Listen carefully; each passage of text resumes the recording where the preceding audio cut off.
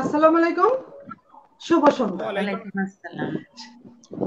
শিক্ষার আলো.com আজকে বিশেষ টক শো অনুষ্ঠানে আপনাদের সবাইকে স্বাগতম জানাচ্ছি। প্রিয় দর্শক শ্রোতা, আপনাদের সঙ্গে আছে আমি লিপি। আমাদের প্রিয় দর্শক শ্রোতা, আপনারা যদি আমাদের এই বিশেষ শিক্ষার.com অনুষ্ঠানে আমাদের সাথে যুক্ত হতে পারেন, আপনার গুরুত্বপূর্ণ মতামত এবং প্রিয় দর্শক শ্রোতা, আপনাদের জ্ঞাতার্থে বলছি, আমাদের শিক্ষার.com এ সমকালীন শিক্ষা এবং শিক্ষকের ভাবনা এবং আমাদের বর্তমান শিক্ষার অবস্থা নিয়ে আমরা আলোচনা করে থাকি। আমাদের আলোচনা অনুষ্ঠানে আমাদের বাংলাদেশের বিভিন্ন জেলা থেকে গুণী কর্মকর্তা এবং গুণী শিক্ষক মন্ডলী আমাদের এই টক শো অনুষ্ঠানে অংশগ্রহণ করে থাকেন। আপনারা চাইলে আপনাদের গুরুত্বপূর্ণ প্রশ্ন বা মতামত আমাদের অতিথি মন্ডলীর কাছে করতে পারেন। আমাদের অতিথি মন্ডলী আপনাদের চেষ্টা করবে আপনাদের উত্তর দিতে। প্রিয় দর্শক শ্রোতা, চলুন আজকের যে বিশেষ আয়োজনের বিশেষ গুরুত্বপূর্ণ এই সময়ের দক্ষ জনপ্রিয় কর্মকর্তা এবং শিক্ষক মন্ডলী আমাদের সাথে যুক্ত আছে। চলুন আমরা আমাদের অতিথি বন্ধুদের সাথে পরিচিত হয়ে নিই। আমাদের সাথে প্রথমে যুক্ত আছেন আমাদের পাবনা সদর থেকে সদর উপজেলার মাধ্যমিক শিক্ষা অফিসার জনাব মোহাম্মদ ওয়াহিদুজ্জামান। স্যার, আসসালামু আলাইকুম, কেমন আছেন?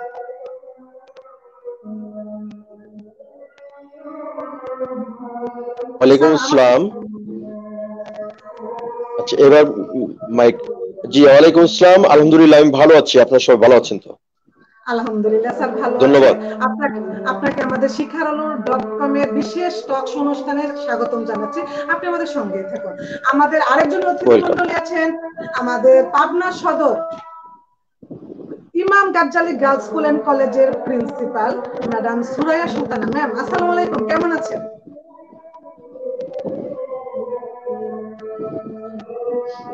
আপনি ভালো আছেন তো? আলহামদুলিল্লাহ ম্যাম, ভালো আছি। আপনাকে শিক্ষার.com এর বিশেষ প্রোগ্রামে স্বাগত জানাচ্ছি। ম্যাম, আপনি আমাদের সঙ্গে থাকুন। আমাদের আরেকজন আজকে অতিথি আছেন পাবনা সদরের কালেক্টরেট পাবলিক স্কুল এন্ড কলেজের একজন দক্ষ সহকারী শিক্ষক জনাব মোহাম্মদ মাহবুবুল হক স্যার। স্যার, আসসালামু আলাইকুম, কেমন আছেন?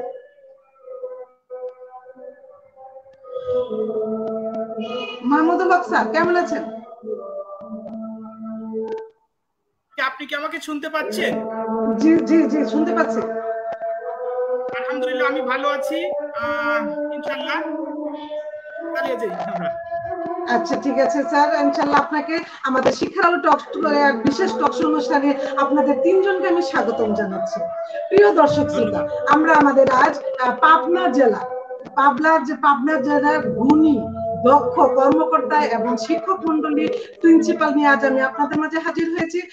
আমি আবারও বলছি, আপনাদের যদি কোনো গুরুত্বপূর্ণ প্রশ্ন থেকে থাকে, জানার কৌতূহল থাকে, আমাদের সাথে শেয়ার করবো।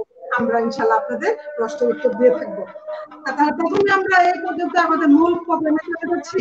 আমি প্রথমে যাচ্ছি আমাদের উপজেলা মাধ্যমিক শিক্ষা অফিসার জনাব মোহাম্মদ ওয়াহিদুজ্জামান স্যার। স্যার, আমাকে শুনতে পাচ্ছেন?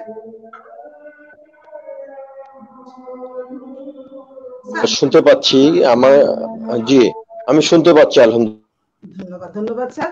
স্যার, আপনি হয়তো অবগত আছেন আমাদের শিক্ষার.com এ আমাদের সমকালীন শিক্ষা এবং শিক্ষকের ভাবনা এবং বর্তমানে শিক্ষার অবস্থা নিয়ে আমরা আলোচনা করে থাকি।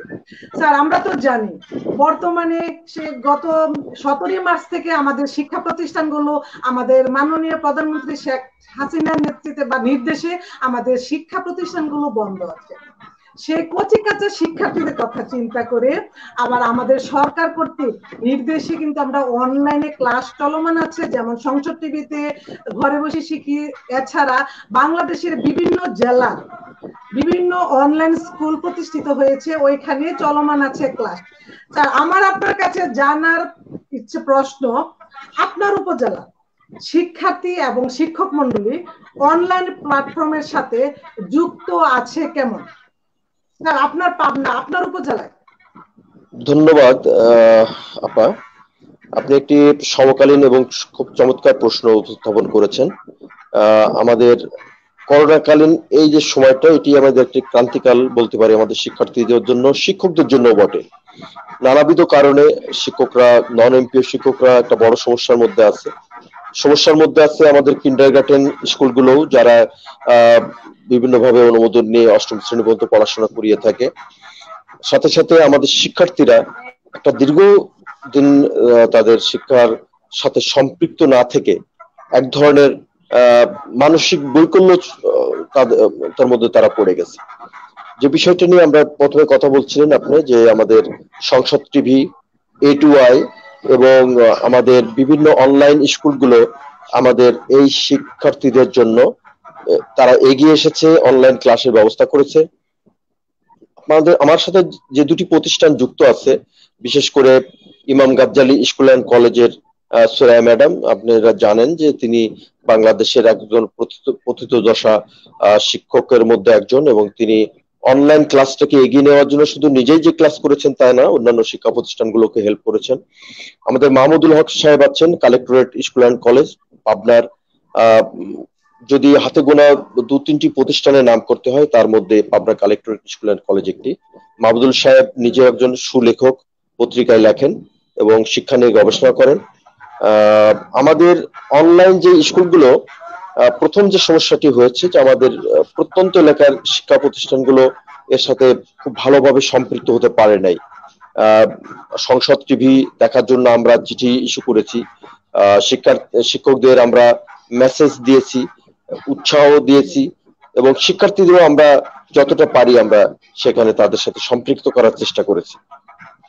সম্প্রতি আমাদের জি প্লিজ। জি স্যার, জি স্যার, জি স্যার, আপনি হলেন পাবনা সদর উপজেলার আমাদের শিক্ষা পরিবারের একজন দক্ষ অভিভাবক। আমরা কিন্তু স্যার প্রতিটি উপজেলায় বা প্রতিটি জেলায় আমরা এরকম একজন দক্ষ অভিভাবক চাই।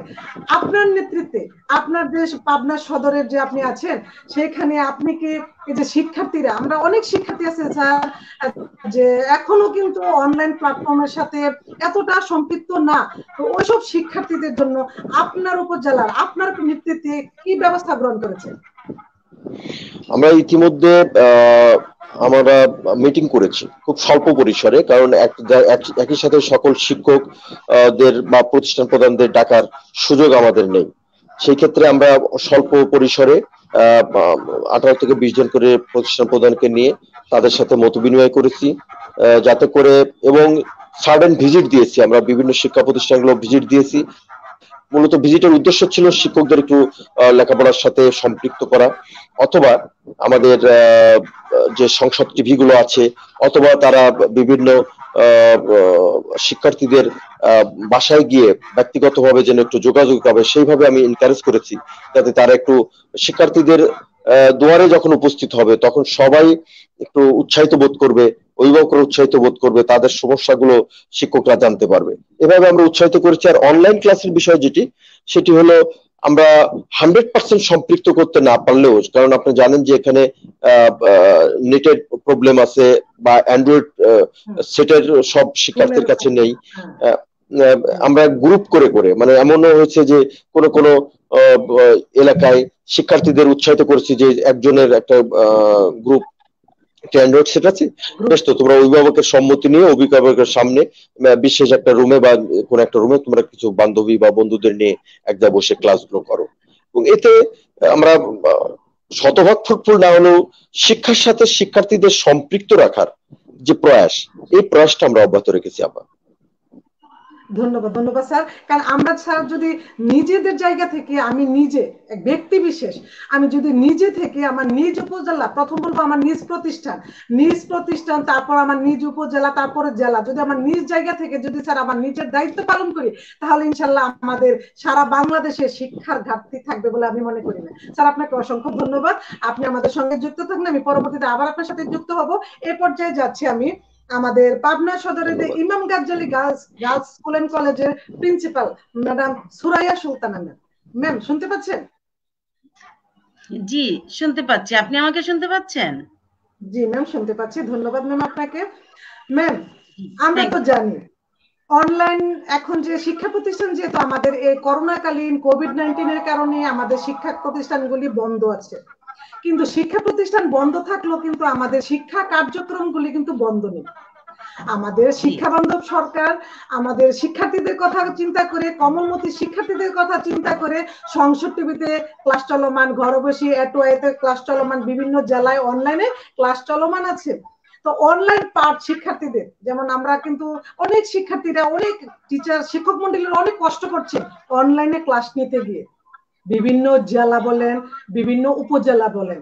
ম্যাডাম, আমার প্রশ্ন, অনলাইন পাঠদানে শিক্ষার্থীদের কাছে আরো ফলপ্রসূ করতে, যেমন আপনার শিক্ষা প্রতিষ্ঠানে, আমরা তো গতানুগতিক সবাই জানি যার যার প্রতিষ্ঠানে অনলাইন পাঠদান চলছে, শিক্ষক মন্ডলীরা নিচ্ছেন, তো সেইখানে শিক্ষার্থীদেরকে তাদের কাছে অনলাইনের পাঠটি ফলপ্রসূ করতে কি পদক্ষেপ নিলে আমরা দ্রুত শিক্ষার্থীদের কাছে শিক্ষাটা পৌঁছে দিতে পারি? জি ম্যাম। জি, ধন্যবাদ আপা আপনাকে খুব গুরুত্বপূর্ণ সময়ে গুরুত্বপূর্ণ একটি প্রশ্ন করার জন্য।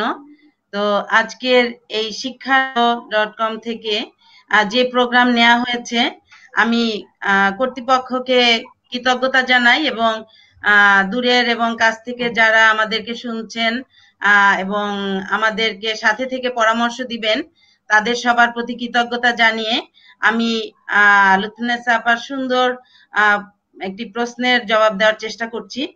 আসলে কোভিড-19 এমন একটা সিচুয়েশন আমাদের জন্য তৈরি করেছে যেটা আমাদের অনেক চিন্তার দ্বার খুলে দিয়েছে। আমি মনে করি যে হ্যাঁ, ক্ষতি অনেকাংশ হয়েছে, এটা সত্য, কিন্তু লাভ কিন্তু একেবারে কম হয়নি। বিশেষ করে শিক্ষার, টিচারদের স্কিল ডেভেলপমেন্টের ক্ষেত্রে এবং চিন্তা চেতনার সম্প্রসারণের ক্ষেত্রে আমার মনে হয় যে অনেক অনেক সমৃদ্ধ হয়েছেন আমাদের বাংলাদেশের শিক্ষকবৃন্দ।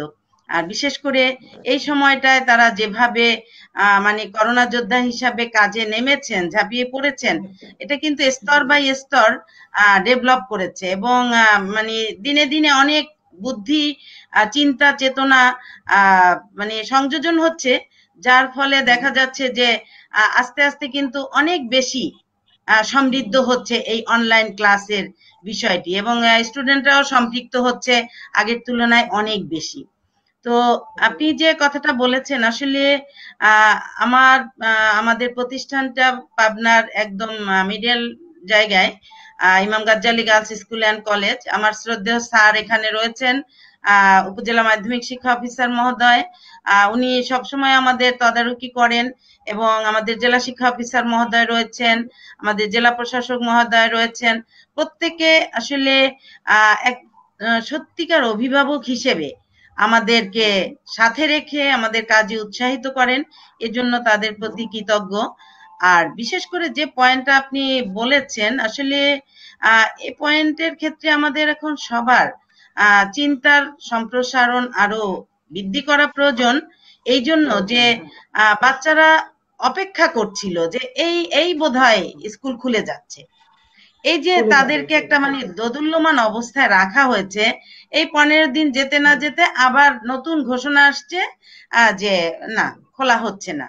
তো ওরা কিন্তু ঠিক প্রতিষ্ঠানে আসার জন্য অপেক্ষায় ছিল এবং ওদের মানে সেন্সে তো আসলে করোনা যে ওদের জন্য ক্ষতিকর, এইটা ওদের সেন্স বোধে খুব বেশি মানে আঘাত করতে পারছে না, বরং ওরা মনে করছে কখন আমাদের বান্ধবীদের সাথে আমরা একত্রিত হব, আমরা টিচারদের পাঠ সামনাসামনি গ্রহণ করব, অনলাইনে ক্লাস হচ্ছে, এর চেয়ে better face to face class হওয়া। ওরা ছোট মানুষ, অনেক কিছু চিন্তা করছেন, কিন্তু আসলে ইফেক্ট যদি আমাদের স্টুডেন্টরা হয় তাহলে অনেকাংশ আমরা ক্ষতিগ্রস্ত হব, আমাদের রাষ্ট্র ক্ষতিগ্রস্ত হবে। এটা যেমন আমাদের মাননীয় প্রধানমন্ত্রী উপলব্ধি করছেন, শিক্ষামন্ত্রী মহোদয় উপলব্ধি করছেন এবং আমাদের প্রশাসনের সকল কর্মকর্তাই উপলব্ধি করছেন। তো এখন এই অবস্থায় যেহেতু আমাদের যেটা মনে হচ্ছে যে এই এখন শীত চলে আসছে, করোনার প্রকোপ জানি না বৃদ্ধি পাবে কিনা, তবে খুব একটা কমার লক্ষণ মনে হচ্ছে না এই রিসেন্ট 2-3 দিনের রিপোর্ট যেটা বলছে। তো এই অবস্থায় যদি প্রতিষ্ঠান না খুলে, তাহলে আমার মনে হয় যে আমরা যেটা করেছি, আমি গত 3-4 দিন আগেও আমি আমার কিছু মানে শ্রেণীভিত্তিক গার্জিয়ানদের নিয়ে আমি সামাজিক দূরত্ব বজায় রেখে আমি অভিভাবক সমাবেশ করেছি, যে গার্জিয়ানদের একটু বিবেকে আমরা নক করি যে দেখি ওনারা কি পরামর্শ দেন। তো ওনারা কিছু কিছু পরামর্শ দিয়েছেন, যেটা ভার্চুয়াল কিছু উপকার হবে, আবার কিছু প্রত্যক্ষভাবে নিলে ওনারা বেশি খুশি হন। কিছু পরীক্ষার ব্যাপারে ওনারা মানে উৎসাহী দেখলাম। তো আমরা যদি অভিভাবকদেরকে আস্তে আস্তে বোঝানোর চেষ্টা করি এভাবে, কারণ তারা অনেক সচেতন, তারা অনেক জ্ঞান রাখেন, তারা আমাদেরকে কিছু পরামর্শ দিতে পারবে। আর বিশেষ করে আমরা যদি ডাইরেক্ট ক্লাস নেই, যেটা এই যে মাহমুদুল স্যার নিচ্ছেন, আমরাও নিচ্ছি, অনেকেই নিচ্ছেন, যে প্রত্যেকের জুম আইডি অনুপাতে যদি রুটিন করে দেয়া হয়, তাহলে অবশ্যই নির্দিষ্ট টাইমে টিচার ক্লাস নিবে, এবং ওই শ্রেণীর স্টুডেন্টরা যদি টিচারের আইডি পেয়ে যায় এবং আগে যদি তাদেরকে দিয়ে দেয়া হয়, তাহলে সকল বাচ্চা না হোক অন্তত 80% বাচ্চা কিন্তু সংযোগ হওয়ার চেষ্টা করবে। আর একটা জিনিস নিয়ে আমরা একটু অবশ্য চিন্তিত রয়েছি, সেটা হলো ডিভাইসের বিষয়টা। আসলে সব বাচ্চাদের হাতে তো ডিভাইস নেই, এটা আমাদের প্রকৃতভাবেই এক্ষেত্রে আমরা একটু প্রবলেমে রয়েছি। তো এখন প্রবলেমকে সামনে না এনে আমরা যদি চিন্তা করি যে এটাকে ওভারকাম করতে হবে, কারণ আমাদের বাচ্চারা এই সময়টা কিন্তু নেক্সট স্টেপ পাবে না, সেহেতু যেভাবে হোক তার ঘরে বাবার থাক, মায়ের থাক, অথবা কোনো রিলেটিভের থাক, সে কিন্তু মানে চেষ্টা করবে ডিভাইস ম্যানেজ করে টিচারদের সাথে সংযুক্ত হওয়ার। তো আমার মনে হয় এই বিষয়গুলো যদি আমরা উদ্বুদ্ধ করতে পারি, অবশ্যই অনেক অনেক ডেভেলপ করবে এবং বাচ্চারা অনেক বেশি সংযুক্ত হবে আমাদের সাথে। আমি আরেকটা প্রশ্ন আপনার সাথে। জি, যে আপনার প্রতিষ্ঠানে, আপনার শিক্ষা প্রতিষ্ঠানে গাজ্জালি, আমরা জানি এই যে গাজ্জালি, ইমাম গাজ্জালি স্কুল একটি মানে চোখকার কি বলবো নামটা একটা প্রতিষ্ঠান, শিক্ষা প্রতিষ্ঠান। আপনার প্রতিষ্ঠানে আপনি অনলাইন ক্লাস কিভাবে প্রথম শুরু করেছেন, ভালো দিক মন্দ দিক? আসলে খুব সুন্দর প্রশ্ন করেছেন। আসলে মানে বর্তমানে এসে অতীত আমরা একদম ভুলেই গিয়েছি, আপনি স্মরণ করিয়ে দেওয়ার জন্য ধন্যবাদ। সত্যিকার অর্থে মানে 17 তারিখ আমরা জাতির জনকের যখন জন্মদিনটা পালন করলাম, 18 তারিখ থেকে মূলত আমাদের করোনা ধরা পড়লো। ওই দিন থেকেই আমার মাথায় চিন্তা ঘুরতেছিল যে সর্বনাশ, ঘোষণা এসে গেছে বন্ধের, তাহলে বাচ্চাদের নিয়ে কি করব। তারপরে আমি কিছু টিচার ছিলেন, তাদের সাথে ডিসকাস করলাম। তো টিচাররা তো আসলে অনলাইনে ক্লাস নিতে অভ্যস্ত ছিলেন না, সত্যিকার অর্থে যেটা মানে প্র্যাকটিক্যাল পজিশনই আমি বললাম। তো এরপরে আমি খুব দ্রুত, মানে বোধহয় 2-3 দিনের মাথায় আমি তাদের সাথে জুম মিটিং করলাম, মানে যত তাড়াতাড়ি সম্ভব জুম মিটিং করে, মোটামুটি ম্যাক্সিমাম টিচার উপস্থিত ছিলেন। তখন তারা সাহস করে আমাকে সাহস দিয়েছেন যে ম্যাডাম ইনশাল্লাহ আমরা যেভাবে পারি আমরা এইভাবে অনলাইনে শুরু করি। তো যদিও সবাই মানে আগ্রহ মানে প্রকাশ করেছেন, কিন্তু ক্লাস নিতে গিয়ে সবাই একসাথে অ্যাটেন্ড করেনি, দেখা যাচ্ছে 2 জন 3 জন 4 জন এরকম শুরু করেছে। তো আমি আবার নেক্সট আরেকটা মিটিং যখন দিলাম টিচারদের সাথে, তখন দেখলাম সবাই অনেক অনেক উৎসাহিত হলো, এবং যারা প্রথমে নিয়েছেন আসলে সত্যিকার অর্থে একটা মোবাইল দিয়েই, তখন কিন্তু আমি তাদেরকে কলেজে ডাকতে পারিনি, ডাকাটাকে আমি অস্কুল মনে করিনি, যেহেতু করোনার ভয়টা সবারই রয়েছে, যে আমার চেয়ে আমার টিচারের নিরাপত্তাটা অনেক বেশি, যে কারণে তাদেরকে বললাম আপনারা বাসায় সবাই একটা বোর্ড কিনে নেন। এবং আস্তে আস্তে আলহামদুলিল্লাহ আমি আমার টিচারদেরকে অনেকবার অভিনন্দন জানিয়েছি, আপনাদের মাধ্যমে আবার জানাচ্ছি। আমার টিচাররা মানে প্রত্যেকে ঘরে কত মনে হয় 600 টাকা করে এক একটা বোর্ড দরকার ছিল, মার্কার তো তাদের হাতে আগে থেকেই ছিল, বোর্ড কিনে তারা বাসায় বসে ক্লাস নেওয়া শুরু করেছে। আর 2-4 জন প্রথমে যখন কিনতে পারেনি, তারা মানে হাতে খাতা নিয়ে তারা ক্লাস শুরু করে দিয়েছে, তাও চেষ্টা করেছে বাচ্চাদের যাতে মিস না হয়। এজন্য সত্যি আমি টিচারদের কাছে ভীষণ কৃতজ্ঞ। এবং এখন তো অনেক কিছু শুরু হয়েছে, এখন অনেক সমৃদ্ধ তারা, আল্লাহর মেহেরবানি। জি ধন্যবাদ। ধন্যবাদ ম্যাম, অসংখ্য ধন্যবাদ, আপনি চমৎকার উত্তর দিয়েছেন। আমরা সবাই জানি একটি প্রতিষ্ঠানের প্রধান হলো সবকিছু, আর আরেকটা কথা আছে, প্রধান যেমন প্রতিষ্ঠানটি তেমন। প্রধান যেটা করবে প্রতিষ্ঠানের ভালো মন্দ কিন্তু পুরোটাই প্রধানের উপর।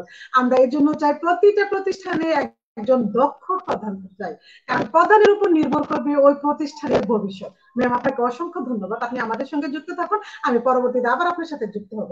এই পর্যায়ে আমি যাচ্ছি আমাদের পাবনা সদর কালেক্টর স্কুল এন্ড কলেজের একজন দক্ষ সহকারী শিক্ষক মাহমুদুল হক স্যার। স্যার, আমাকে শুনতে পাচ্ছেন? মাহমুদুল স্যার, আপনার কথা শুনতে পাচ্ছি না, আপনি আমার কথা শুনতে পাচ্ছেন?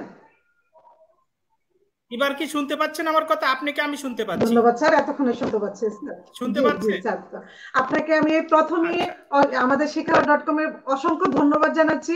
আপনি বলেছেন আপনার শিক্ষা প্রতিষ্ঠানে প্রতিদিন প্রায় 17টি করে ক্লাস আমাদের শিক্ষার্থীদের জন্য, শিক্ষার্থীদের উদ্দেশ্য 22টি ক্লাস প্রতিদিন শিক্ষার্থীদের উদ্দেশ্যে আপনারা প্রেরণ করছেন। স্যার, আপনাকে অসংখ্য ধন্যবাদ। আপনার প্রতিষ্ঠানকে আমাদের শিক্ষা.com এর পক্ষ থেকে অসংখ্য ধন্যবাদ জানাচ্ছি। স্যার, আপনাকে আমি আরো বলতে চাচ্ছি, স্যার, আমাদের যেহেতু শিক্ষা নিয়ে আমরা কাজ করছি, আমরা হলাম মানে সে মানুষ গড়ার কারিগর। শিক্ষা প্রতিষ্ঠানে আমাদের এখানে মানুষ গড়ার কারিগর আমরা, কিন্তু আমাদেরও কিন্তু অভিভাবক আছে এখানে আমাদের সাথে যুক্ত আছেন। স্যার, এই যে করোনাকালীন সময় আমরা শিক্ষকগণ যারা আছি বাসায় বসে আছি, কিন্তু স্যার আমাদের মন কিন্তু পড়ে থাকে আমাদের সেই প্রতিষ্ঠানে, সেই আমাদের কচিকাঁচা শিক্ষার্থীদের কাছে। আর তাদেরকে নিয়ে আমাদের যত ভাবনা, তাদেরকে নিয়ে কি করা যায়, সেই ভাবনা থেকে আমাদের মাননীয় প্রধানমন্ত্রী শেখ হাসিনার নেতৃত্বে সংসদ টিভিতে ক্লাস হচ্ছে, ঘরে বসে এমনকি এটিউতে ক্লাস হচ্ছে, সারা দেশে বিভিন্ন অনলাইন স্কুলে ক্লাস চলছে। তারই ধারাবাহিকতার আপনার প্রতিষ্ঠানও যে শুনেছি প্রতিদিন 22টি করে ক্লাস চলমান। বাহ, চমৎকার শুনিয়েছেন স্যার। আপনার প্রতিষ্ঠানের মতো যদি আমার বাংলাদেশের অন্যান্য প্রতিষ্ঠানে এভাবে ক্লাস চালিয়ে যায়, তাহলে আমি মনে করব না আমাদের কোন শিক্ষার্থীদের কোনো লেখাপড়ার ঘাটতি হবে। স্যার, তাহলে আপনার কাছে আমার প্রথম প্রশ্ন, এই যে আপনারা প্রথম থেকে কিভাবে অনলাইন জগতে আপনার প্রতিষ্ঠানটাকে যুক্ত করেছেন, যুক্ত করার ক্ষেত্রে আপনার যে প্রথম কি সমস্যা হয়েছিল, আপনার শিক্ষক মন্ডলীরা যারা আছেন, অনেক শিক্ষক মন্ডলী আছি আমরা যে আমি নিব ক্লাস, কিন্তু এই যে মনে ইচ্ছা পোষণ করেছি কিন্তু সাহস হচ্ছে না। আপনার প্রতিষ্ঠানে কেমন হয়েছে আমাদের সাথে একটু শেয়ার করুন স্যার। ধন্যবাদ আপাকে অনেক। আমি শুরু করতে যাচ্ছি যে বিসমিল্লাহির রহমানির রহিম। প্রিয় সহকর্মী, শিক্ষক বন্ধুরা এবং যে যেখান থেকে দেখছেন আমাদের আজকের এই অনুষ্ঠান, তাদের সবাইকে জানাচ্ছি আমার পক্ষ থেকে, আমার প্রতিষ্ঠানের পক্ষ থেকে আন্তরিক শুভেচ্ছা এবং অভিনন্দন। সৃষ্টিকর্তার অশেষ কৃপায় আশা করি আমরা সবাই ভালো আছি। আমি প্রথমেই ধন্যবাদ জ্ঞাপন সহ কৃতজ্ঞতা প্রকাশ করছি শিক্ষার.com কর্তৃপক্ষকে আমার মতো একজন নগণ্য শিক্ষক এত সুন্দর একটি আয়োজনে আমন্ত্রণ জানানোর জন্য। আমাদের এই আজকের এই আয়োজনে উপস্থিত আছেন আমার সাথে পাবনা জেলার শিক্ষা মহলে দুইজন অতি পরিচিত মুখ, যাদের কাছ থেকে আমি প্রতিনিয়ত শিক্ষা গ্রহণ করি। মানে আমার মাধ্যমিক শিক্ষা কর্মকর্তা জনাব মোহাম্মদ ওয়াহিদুজ্জামান স্যার এবং আমাদের বড় আপা, পাবনার সবার মানে মুখের বড় আপা সুরাইয়া আপা, এদের সামনে কিছু বলার মতো আসলে অভিজ্ঞতা বা পুঁজি আমার নেই বলেই আমি মনে করি, কারণ তাদের কাছ থেকেই আমার হাতে খড়ি, তাদের কাছ থেকেই আমার বেড়ে ওঠা। ওয়াহিদুজ্জামান স্যারকে আমি সেই 2012 সাল থেকে স্যারের কাছ থেকে শিখছি, সুরাইয়া ম্যাডাম আপাকেও আমি সেই 2010-11 সাল থেকেই তাদের কাছ থেকে শিখছি। তারপরেও যেহেতু অংশগ্রহণ করেছি, দুই একটি কথা বলতে হয়। আপনি যেটা প্রশ্ন করেছেন আমাকে যে আমার প্রতিষ্ঠানে কিভাবে অনলাইন শিক্ষা কার্যক্রম বিস্তার করলাম, আবার আপনাকে আমি জানাই যে 17 তারিখে যখন স্কুল ছুটি হলো, যে 29 তারিখ পর্যন্ত স্কুল বন্ধ, ওই 29টে দিনই আমার কাছে ছিল মনে হয় যে 29 বছর, দিন কোনোভাবেই যাচ্ছিল না। ওই 29টে দিন আমি বসেছিলাম, কোনো প্রকার মানে শিক্ষা বিস্তারে কোনো কাজ করিনি। আমার মাথায় একটাই তখন চিন্তা যে কিভাবে ছাত্রদের সাথে আমি সংযোগ রক্ষা করতে পারি, কিভাবে ছাত্রদের মাঝে থাকতে পারি। কারণ আমার শিক্ষা প্রতিষ্ঠানে ঢোকার পরে আমার অন্য কোনো ধ্যান ধারণা ছিল না যে আমি এখান থেকে অন্য কোথায় যাব। মানে আমাকে প্রথমে যখন আমি নিয়োগ হই 2009 সালের এপ্রিলের প্রথমে, তখন পাবনার জেলা প্রশাসক এবং এডিসি শিক্ষা দুইজন এসে পরের দিন, যেদিন যোগদান করলাম তার পরের দিন এসে আমাকে একটা বলেছিল যে মাহমুদুল সাহেব, আপনি তো সায়েন্সের ছাত্র, কেমিস্ট্রি থেকে পড়াশোনা করে এখানে আসছেন, আপনি ইচ্ছা করলে বিটার কোনো কিছুতে যেতে পারবেন, অন্য কোনো পেশায় যেতে পারবেন, তবে আপনি যদি এখানে থাকেন জেলা শহরে শিক্ষকের একটা মর্যাদা নিয়ে একদিন প্রতিষ্ঠিত হতে পারবেন। আপনি যদি মন চায়, এখানে যদি ভালো লাগে, তাইলে আপনি আমাদের এখানে থেকে যাবেন। আর যদি বিটার কিছু হয় তাহলে আপনি নাই চলে গেলেন, তাছাড়া টুকিটাকি ছোটখাটো চাকরির জন্য আশা করি যাবেন না। তো ওই স্যারের কথাটাই আমি নিয়েছিলাম যে আমি এখানে শিক্ষক হিসেবে প্রতিষ্ঠিত হতে চাই। তা আমি নিজেকে অনেক ধন্য মনে করি যে আমি পাবনা পাবলিক স্কুল অ্যান্ড কলেজের একজন শিক্ষক, যেখানে আমার মাথার উপরে আছে জেলা প্রশাসক স্বয়ং সভাপতি হিসেবে, এবং পাবনার বিশিষ্ট শিক্ষাবিদ প্রফেসর শিবজিৎ কুমার নাগ আমার প্রতিষ্ঠানের অধ্যক্ষ হিসেবে আছেন। উনি 2008 সালে সরকারি কলেজ থেকে অবসরে যান, অ্যাডওয়ার্ড কলেজে চাকরি করছেন দীর্ঘদিন, মানে গণিত বিভাগের প্রধান ছিলেন। তো স্যার আমি সবসময় স্যারকে বলি, স্যার আপনি আমার মাথার বটবৃক্ষ, আপনি যতদিন আছেন আমি আপনার প্রতিষ্ঠানকে তত রান করতে পারবো। তো প্রথম যখন ওই 29 দিন পার হয়ে গেল, প্রথমে আমি আমার ব্যক্তিগত ফেসবুক পেজ থেকে, আমার ফেসবুক আইডি থেকে সপ্তাহে 7, 8, 9, 10 প্রত্যেক ক্লাসের 2টি করে ক্লাস, 7, 8 গণিত, 9, 10 রসায়ন দিয়ে আমি যাত্রা শুরু করলাম এপ্রিলের 1 তারিখ থেকে। ইভেন যখন 7-8 দিন আমি ক্লাসটা চালিয়ে গেলাম, তখন আমার অভিভাবকদের পক্ষ থেকে আমি ফোন পাওয়া শুরু করলাম, স্যার আপনার সাবজেক্টগুলো পাচ্ছি, অন্য টিচারদের সাবজেক্টগুলো তো পাচ্ছি না। তখন আমি আমার অন্য টিচারদের সাথে যোগাযোগ শুরু করলাম যে স্যার আমি যে ক্লাসগুলো নিচ্ছি আমাকে একটু ফলো করেন, আপনারা এভাবে ক্লাস নেন। তারা অনেকেই তখন আমাকে উত্তর দিত, আপনি তো আগের থেকেই মানে ভিডিও করেন, এটা করেন সেটা করেন, আপনি তো অভিজ্ঞ, কিন্তু আমরা ওটা পারবো না এই মুহূর্তে। তো যা হোক, প্রায় 15 দিন পরে আমি প্রিন্সিপাল স্যারের সাথে প্রথমে ফোনে কথা বললাম যে স্যার এই অবস্থা, অভিভাবকরা আমার ক্লাসগুলো পাচ্ছে, অন্যদের ক্লাসগুলো পাচ্ছে না, সেক্ষেত্রে অভিভাবকদের চাওয়া যে সব টিচারই ক্লাস নিক। স্যার আমাকে বললেন সব টিচার কি পারবে? বললাম স্যার শুধু তাদের আন্তরিকতা এবং ইচ্ছার ব্যাপার, প্রত্যেকটা টিচারই এখানে পারবে। কারণ আপনি এখানে জানেন, এখানে যে একজাক মেধাবী এবং তরুণ শিক্ষক আছে সবাই ইয়াং, সবে মাত্র 5 বছর 7 বছর আগে অনার্স মাস্টার্স কমপ্লিট করে ঢুকছে, অনার্স মাস্টার্স ছাড়া কোনো শিক্ষক নাই এখানে, এবং তারা চাকরির পরীক্ষায় প্রথম হয় এখানে আসছে, দ্বিতীয় হয় কারো কোনোদিন চাকরি হয় নাই এই স্কুলে। তো সেক্ষেত্রে আপনি শুধু তাদের একটা দেন যে আপনারা যার যার জায়গা থেকে আপনারা যতটুকু পারেন চেষ্টা করেন। তো বলতেছে হ্যাঁ আপনার খুব ভালো উদ্যোগ, আপনাকে আমি স্বাগতম জানাচ্ছি, আপনি যেভাবে চালাচ্ছেন আপনার মতো করে চালান, এবং আপনি দেখেন আপনি কতজনকে আপনার সাথে নিয়ে আসতে পারছেন। আপনি যদি 5 জন শিক্ষককে নিয়ে আসতে পারেন সেটাই আপনার সফলতা। আপনি একা চললে হবে না, আপনি সব টিচারদেরকে নিয়ে চলতে হবে। তারপরে টিচারদের একে একে মানে রিকোয়েস্ট করা শুরু করলাম। প্রথমে সবাইকে জুম অ্যাপ ওপেন করা ইনস্টল করালাম, জুম অ্যাপ ইনস্টল করে প্রথমে মিটিং দিলাম মনে হয় মের 24-25 তারিখে, পরপর 2 দিন 3 দিন মিটিং করলাম, এবং তাদেরকে সম্মতি জ্ঞাপন আদায় করার জন্যই আমাকে 2-3 দিন মিটিং করতে হলো। প্রথমে তারা যে না আমরা লাইভে যেতে পারবো না, ভুল টুটি হবে, এটা হবে সেটা হবে, বাসায় বোর্ড নেই, স্কুলে যেতে আসতে পারবো না।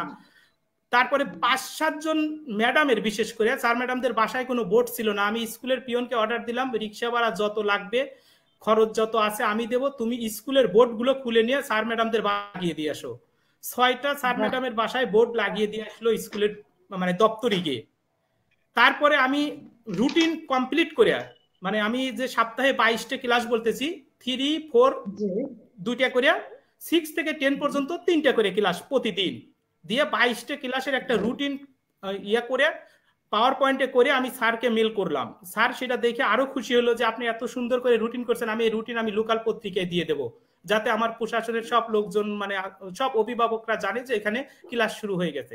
স্যার সেই রুটিন লোকাল পত্রিকা যতগুলো আপনার ইসামতি পত্রিকা সহ সব পত্রিকায় দিয়ে দিল। জুন মাসের 22 তারিখ থেকে 22 জন টিচার একযোগে ক্লাস শুরু করলো, এবং সবার ফেসবুক লাইভ। প্রথমে বিশেষ করে ইংলিশ টিচারগুলো ফেসবুক লাইভে আসতেই চাচ্ছিল না, যে না ভুল টুটি হতে পারে। আমি বললাম যে ভুল যখনই একটা করবেন তার পরপর সরি যে এটা আমার মিস্টেক হয়ে গেছে, আপনি ভুল করবেন, প্রথমে কাজ করবেন তাই ভুল হবে। এভাবে একযোগে ক্লাস শুরু করে দিলাম। এরপরে মানে আমি তো মানে করেন যে এ পর্যন্ত আমার রাজশাহী বিভাগে অনলাইন ক্লাসে, তারপরে কেমিস্ট্রি সপ্তাহে যে ক্লাসগুলো হয় কেমিস্ট্রি ক্লাসগুলো নেওয়া শুরু করলাম। রাজশাহী বিভাগে অনলাইনে আমি মানে প্রায় 30 থেকে 35টা ক্লাস নিয়েছি। আমার ব্যক্তিগত ফেসবুক আইডি থেকে প্রথমে 28 দিনে 56টি ক্লাস নিয়েছি, 28 দুগুণে 56টি। তারপরে আমার মানে জি জি আমি আরেকটু যুক্ত করতে চাচ্ছি আপনার সাথে। আমরা জানি স্যার প্রতিটি জেলায় কালেক্টর স্কুল মানে আমাদের জেলা প্রশাসক মহোদয়ের আওতায়, ওইখানে শিক্ষক মন্ডলী একদম পরিমার্জিত আমি জানি। আপনার কাছে আমার জানার কৌতূহল যে আপনাদের শিক্ষা প্রতিষ্ঠান যেহেতু এটার ছায়াতলে আছে, আমরা ডিসি মহোদয় স্যার আমাদের এটাকে তত্ত্বাবধান করে, যেমন আমার যে শিক্ষা প্রতিষ্ঠানে আমি আছি ওই শিক্ষা প্রতিষ্ঠানের সভাপতি আমাদের ডিসি মহোদয় স্যার। তাই স্যার আমি জানি ডিসি প্রশাসনের আওতায় চাকরি করা, আমি জানি যেহেতু আপনার অবস্থাটা আমি বুঝতে পারছি। আপনার কাছে আমি জানতে চাচ্ছি আপনার স্কুলটা যেহেতু আমাদের জেলা প্রশাসক মহোদয়ের অন্তরালে আছে, তাহলে শিক্ষার্থী এবং অভিভাবকদের সাথে আপনাদের যোগাযোগ কতটুকু, আর অনলাইনের ক্লাস সম্পর্কে সামাজিক সচেতনতা আপনারা কতটুকু গড়ে তুলেছেন স্যার? ধন্যবাদ আপা, খুবই সুন্দর একটা সময় উপযোগী প্রশ্ন করার জন্য। যে অভিভাবকদের সাথে কতটুকু যোগাযোগ এবং সামাজিক রক্ষা, আমি আপনাকে প্রথমেই বলেছি যে আমি ভাগ্যবান যে আমি প্রফেসর শিবজিৎ কুমার নাগের মতো একজন বিশিষ্ট শিক্ষাবিদকে আমার মাথার উপরে আমি পেয়েছি।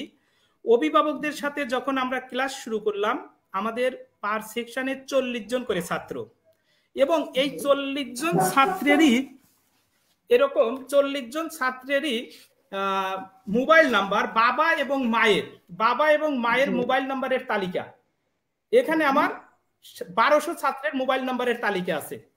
আমি যেহেতু একটা শিফট ইনচার্জ দিবা শাখার 7 থেকে 10 পর্যন্ত, আমার এক্সট্রা দায়িত্ব 40 জন করে ছাত্রের জন্য স্যার একটা করে টিচার ক্লাস টিচারকে দিলেন যে 40 জন ছাত্রের সাথে আপনারা ফোনে কন্ট্যাক্ট করবেন, এবং ফোনে কন্ট্যাক্ট করার জন্য আপনাদের পার্সোনালি কোনো টাকা ব্যয় করতে হবে না। স্যার এ পর্যন্ত অভিভাবকদের সাথে যোগাযোগ করার জন্য 3 ধাপে 29 জন শিক্ষককে 3 ধাপে 1500 করে টাকা দিয়েছে, শুধু মানে অভিভাবকদের সাথে মানে যোগাযোগ রক্ষা করার জন্য।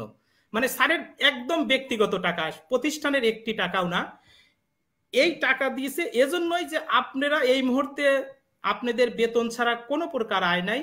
আমরা জানি যে আপনাদের অবস্থা এখন খুবই শোচনীয়, তারপরে অভিভাবকদের সাথে যোগাযোগ করতে হবে। 1200 অভিভাবকের সাথে আমার একার পক্ষে যোগাযোগ করা সম্ভব না।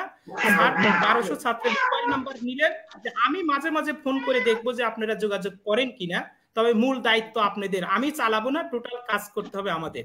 স্যার এই যে 500 করে টাকা তা আবার ফের বিকাশে পাঠায় না, স্যার সরাসরি ফ্লেক্সি দেয়। অনেক টিচার বলে স্যার বিকাশ করলেই তো হতো। স্যারের কথা যে আমি বিকাশ করবো, ওই টাকাটা তো সে একদিনকে খরচ করে ফেলতে পারে, ফ্লেক্সি দেবো যাতে শুধু মোবাইলে কথা বলেই খরচ করতে পারে। ইভেন শুধু তাই নয়, বাচ্চাদের কাছে এই সামাজিক যোগাযোগ মানে নিরাপত্তার জন্য, প্লাস বাচ্চাদের সব সময় স্যারের একটাই কথা, আপনারা যত বেশি পারেন অভিভাবকদের সাথে যোগাযোগ করবেন, তাদের সাথে সম্পর্ক ভালো করে গড়ে তুলবেন। আর বাচ্চাদের কিভাবে বিভিন্ন কর্মকাণ্ডের মাধ্যমে সংযুক্ত রাখা যায় আপনাদের সাথে। কিছুদিন আগে আর আমাকে 50,000 টাকা নগদ এনে দিয়ে গেছে, যে এই 50 টাকা দিয়ে আপনি টিচারদের মানে যা করা লাগে করবেন, এবং বাচ্চাদের বিভিন্ন কাজে উৎসাহিত করার জন্য বিভিন্ন প্রতিযোগিতা করে পুরস্কার দিবেন। তা আমি মানে কিছুদিন আগে আমরা যখন ফেসবুকে ক্লাস নিলাম, এই গুগল ফর্মে যখন মানে বিভাগীয় পর্যায় থেকে বা ইয়ে থেকে প্রশিক্ষণ শুরু হলো, তখন আমি স্যারদের বললাম যে স্যার এখানে অ্যাম্বাসেডর হিসেবে আমি সব জায়গায় প্রশিক্ষণ পাই, কিন্তু আমার অন্য টিচাররা তো পাচ্ছে না, সেক্ষেত্রে তো বললাম আপনি কি করতে চান? বললাম স্যার সব টিচার যদি একটু সময় দিত তাহলে গুগল ফর্মে কিভাবে প্রশ্ন করে পরীক্ষা টরীক্ষা নিতে হয়, 2 ধাপে 10 জন করে, কেউ কেউ আগের থেকেই পারতো, 2 গ্রুপে 20 জনকে 3 দিনের প্রশিক্ষণ করলাম। আমি বললাম স্যার যারা প্রথম দ্বিতীয় তৃতীয় হবে এই প্রশিক্ষণে তাদের আমি পুরস্কার দেবো। আমি 3 জন না 3 6 জনকে দিতে চাচ্ছেন, আমি প্রত্যেককে দেবো। তার জন্য সে 50,000 টাকা দিল। বাচ্চাদের বিভিন্ন প্রতিযোগিতা মানে কুইজ প্রতিযোগিতা, বিতর্ক প্রতিযোগিতা, নাচ গান, এদের পুরস্কার এবং শিক্ষকদের পুরস্কার দেওয়ার জন্য। তো সেক্ষেত্রে আমাদের প্রতিষ্ঠানের সকল অভিভাবকের সাথে সার্বিক যোগাযোগ রক্ষা হয়, এবং প্রতি মাসে 2 বার করে, এমনি তো বাধ্যতামূলক প্রতি মাসে 2 বার করে যোগাযোগ করতেই হবে। এছাড়াও যে কোনো সময়ে যে কোনো প্রয়োজনে অভিভাবকদের সাথে সার্বিক যোগাযোগ, এবং আমাদের অভিভাবকরা ইনশাল্লাহ পাবনা শহরের যেহেতু শহরের প্রাণকেন্দ্রে, এবং এখানে ম্যাক্সিমাম অভিভাবকই বেশ সচেতন, শতকরা 10 জন আছে যারা গরিব বা একদম নিম্ন পরিবার থেকে আসে, তাদের জন্য বিকল্প ব্যবস্থা আছে। তো আমাদের ইনশাল্লাহ আমরা খুবই ভালো আছি, এই করোনাকালীন সময়েও সৃষ্টিকর্তা আমাদের সুস্থ রেখেছেন এবং সার্বিকভাবে ছাত্রদের সাথে যোগাযোগ রক্ষা করতে পারছি। মাহমুদুল স্যার, আপনাকে অসংখ্য ধন্যবাদ। আমাদের শিক্ষার আলোর আজকে বিশেষ অনুষ্ঠান থেকে আপনার শিক্ষা প্রতিষ্ঠানকে আমি স্যালুট জানাচ্ছি। আমাদের আজকের অনুষ্ঠান যদি আমাদের দেশবাসী দেখে থাকেন, আমাদের শিক্ষক মন্ডলী দেখে থাকেন, বা আমাদের আজকের যে প্রতিটা শিক্ষা প্রতিষ্ঠানের প্রধান যদি দেখেন, আপনার কথাটা শুনে থাকেন, হয়তো যারা এখনো পিছিয়ে আছে অনলাইন জগৎ থেকে, সেসব প্রতিষ্ঠানের অনেক উপকৃত হবে। আমি আপনাকে আবার অসংখ্য ধন্যবাদ জানাই মাহমুদুল স্যার, আপনি আমাদের সঙ্গেই থাকুন। আর মাহমুদুল স্যার, আপনি কথা যে এই যে শিক্ষার্থীদের সাথে আপনারা এত সুন্দর যোগাযোগ, অভিভাবকদের সাথে এত সুন্দর যোগাযোগ, আপনি বলেছেন আপনার যে প্রিন্সিপাল আপনাকে যে অর্থ দিয়েছে, কত সুন্দর উদ্যোগ, আর কত বড় মহৎ মনের যে পরিচয় দিয়েছেন, ওনাকে আমরা অসংখ্য ধন্যবাদ জানাচ্ছি আমাদের আজকের এই প্রোগ্রামের মাধ্যমে। মাহমুদুল স্যার, আপনি আমাদের সঙ্গে থাকেন, আমি আবার আপনার সাথে সংযুক্ত হব। এই পর্যায়ে আমি যাচ্ছি আমাদের মাধ্যমিক শিক্ষা অফিসার স্যার আমাদের ওয়াহিদুজ্জামান স্যারের কাছে। স্যার, শুনতে পাচ্ছেন? আমাদের ওয়াহিদুজ্জামান স্যার শুনতে পাচ্ছেন? স্যার মিউট করা আছে। স্যার স্যার আপনি আনমিউট করতে হবে। জি স্যার, জি স্যার, জি স্যার। স্যার, আমরা তো মাহমুদুল স্যারের কথা অনেক শুনে, অনেক চমৎকার চমৎকার অভিজ্ঞতা স্যার শুনেছি। মানে যে কালেক্টেড পাবলিক স্কুল এন্ড কলেজের যে অনলাইন প্ল্যাটফর্মের যে ওনারা কার্যক্রম, চমৎকার স্যার, ওনাদেরকে আমি স্যালুট জানাচ্ছি, যেহেতু আপনি ওই উপজেলার আমাদের শিক্ষা অভিভাবক।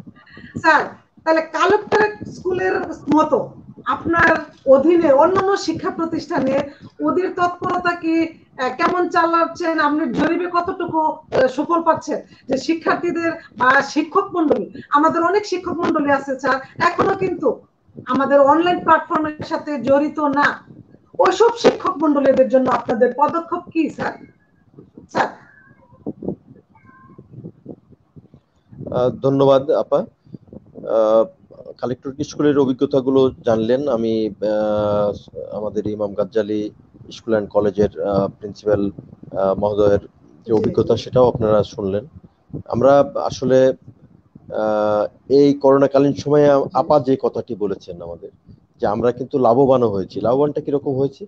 যে আমাদের অনেক শিক্ষক অনলাইনে ক্লাস নেওয়ার ক্ষেত্রে তারা সম্পৃক্ত ছিলেন না, অথবা এই টেকনোলজি ব্যবহারের ক্ষেত্রেও তাদের বেশি দক্ষতা ছিল না। আমরা প্রায় স্কুলগুলোতে আমরা ইন হাউস ট্রেনিং এর ব্যবস্থা করেছি, এবং সেটি প্রতিষ্ঠান প্রধানকে নির্দেশনা প্রদান করে কোন প্রতিষ্ঠান প্রধান আছেন সউদ্যোগী করেছেন, কোন প্রতিষ্ঠান প্রধান অন্যের কাছ থেকে দেখে দেখে শিখেছেন। কেউ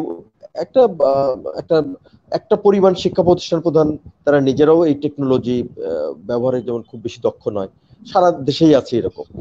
তাদেরকে আমরা বলেছি, তাদেরকে এনকারেজ করেছি, এবং ইউটিউব থেকে, তারপরে A2I থেকে, এবং অনলাইনে যে আমাদের শিক্ষা কার্যক্রমের যে চ্যানেলগুলো আছে সেখান থেকে নিয়ে আমরা শিক্ষকদেরকে বলেছি যে আপনি এইভাবে ক্লাসটা নেন। এবং তারা পরবর্তীতে একটা ভালো ভিডিও ক্যামেরা না থাকলেও একটা অ্যান্ড্রয়েড ফোনের সাহায্যেও কিন্তু অনলাইন ক্লাস তারা পরিচালনা করেছে। আমি এটুকু বলতে চাই যে এই যে আমাদের যে উদ্যোগটা, এই উদ্যোগটার কারণে আমাদের অনেক শিক্ষক এখন অনলাইনে ক্লাস নেওয়ার বেশ দক্ষ হয়ে উঠেছেন, এবং এই দক্ষতাটা অর্জনের ক্ষেত্রে পায়োনিয়ার হিসাবে আমাদের যে কাজ করেছে আমাদের সুরাইয়া ম্যাডাম এবং আমাদের কালেক্টরেট স্কুল, তাদের দেখা দেখি আমাদের অন্যান্য শিক্ষা প্রতিষ্ঠানগুলো এখন যথেষ্ট তাদের সীমাবদ্ধতার মধ্যেও তারা এই কাজগুলো করছেন। আমরা মেসেজিং এর মাধ্যমে সর্বশেষ আমাদের যে শিক্ষা কার্যক্রমগুলো, বিশেষ করে এখন নতুন যে অ্যাসাইনমেন্টগুলো আসছে শিক্ষার্থীদের কাছে, সেই অ্যাসাইনমেন্টগুলো কিভাবে লিখতে হবে সেগুলো আমরা কালেকশন করেছি, সেটা ফেসবুকে দিয়েছি, মেসেঞ্জার গ্রুপে দিয়েছি। এরপরে যে অ্যাসাইনমেন্টগুলো শিক্ষা প্রতিষ্ঠান থেকে কিভাবে সংগ্রহ করবে তারা অভিভাবকরা, সেটা নিয়ে আমরা ফেসবুক সহ মেসেঞ্জার গ্রুপে বিভিন্ন জায়গায় দিয়েছি। তো এই কার্যক্রমগুলো আমাদের শিক্ষার্থীদের শিক্ষার সাথে সম্পৃক্ত রাখার জন্য বেশ অগ্রণী ভূমিকা রাখছে। আমি প্রত্যাশা করছি সারা বাংলাদেশের শিক্ষকরা যে কষ্ট করে তারা এই কাজগুলো করেছে, তাদের সকলের প্রতি আমাদের শিক্ষা পরিবারের পক্ষ থেকে স্যালুট, এবং তারা যথেষ্ট আগ্রহ সহকারে সেটি করছেন। মাননীয় শিক্ষামন্ত্রী, আমাদের মাননীয় প্রধানমন্ত্রী এই যে শিক্ষা কার্যক্রমগুলোতে যেন কোনোভাবে স্থবিরতা নেমে না আসে, এ কারণে তারা সংসদ টিভিতে এই কার্যক্রমগুলো চালিয়ে যাচ্ছেন।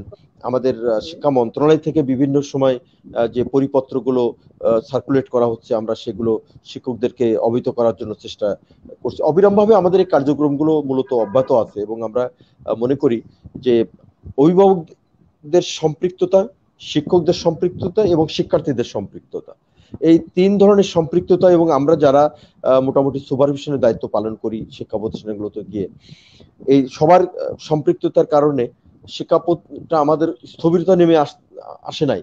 আমাদের শিক্ষার ঊর্ধ্বতর কর্মকর্তারা যেভাবে নির্দেশনা দিচ্ছে, আমরা কিন্তু সেই নির্দেশনাগুলো অনুসরণ করছি, এবং যাতে করে এটি এগিয়ে নেওয়া যায় এবং শিক্ষার সাথে আমরা আরো সম্পৃক্ত থাকতে পারি। করোনাটা এখন একটা কমপ্লিটলি আনসার্টেন অবস্থায় আছি, আমরা অনিশ্চয়তার মধ্যে আছি। আমরা ইতিমধ্যে একটা আভাস পেয়েছি যে শীতকালীন সময়ে এটি বাড়তে পারে। সুতরাং যেহেতু বাড়তে পারে, এই বিশেষটাকে আমরা মাথায় রেখে আমরা কিন্তু সব জায়গায় চেষ্টা করছি যেন শিক্ষা কার্যক্রমটা সুন্দরভাবে চালিয়ে নেওয়া সম্ভবপর হয়। ধন্যবাদ স্যার।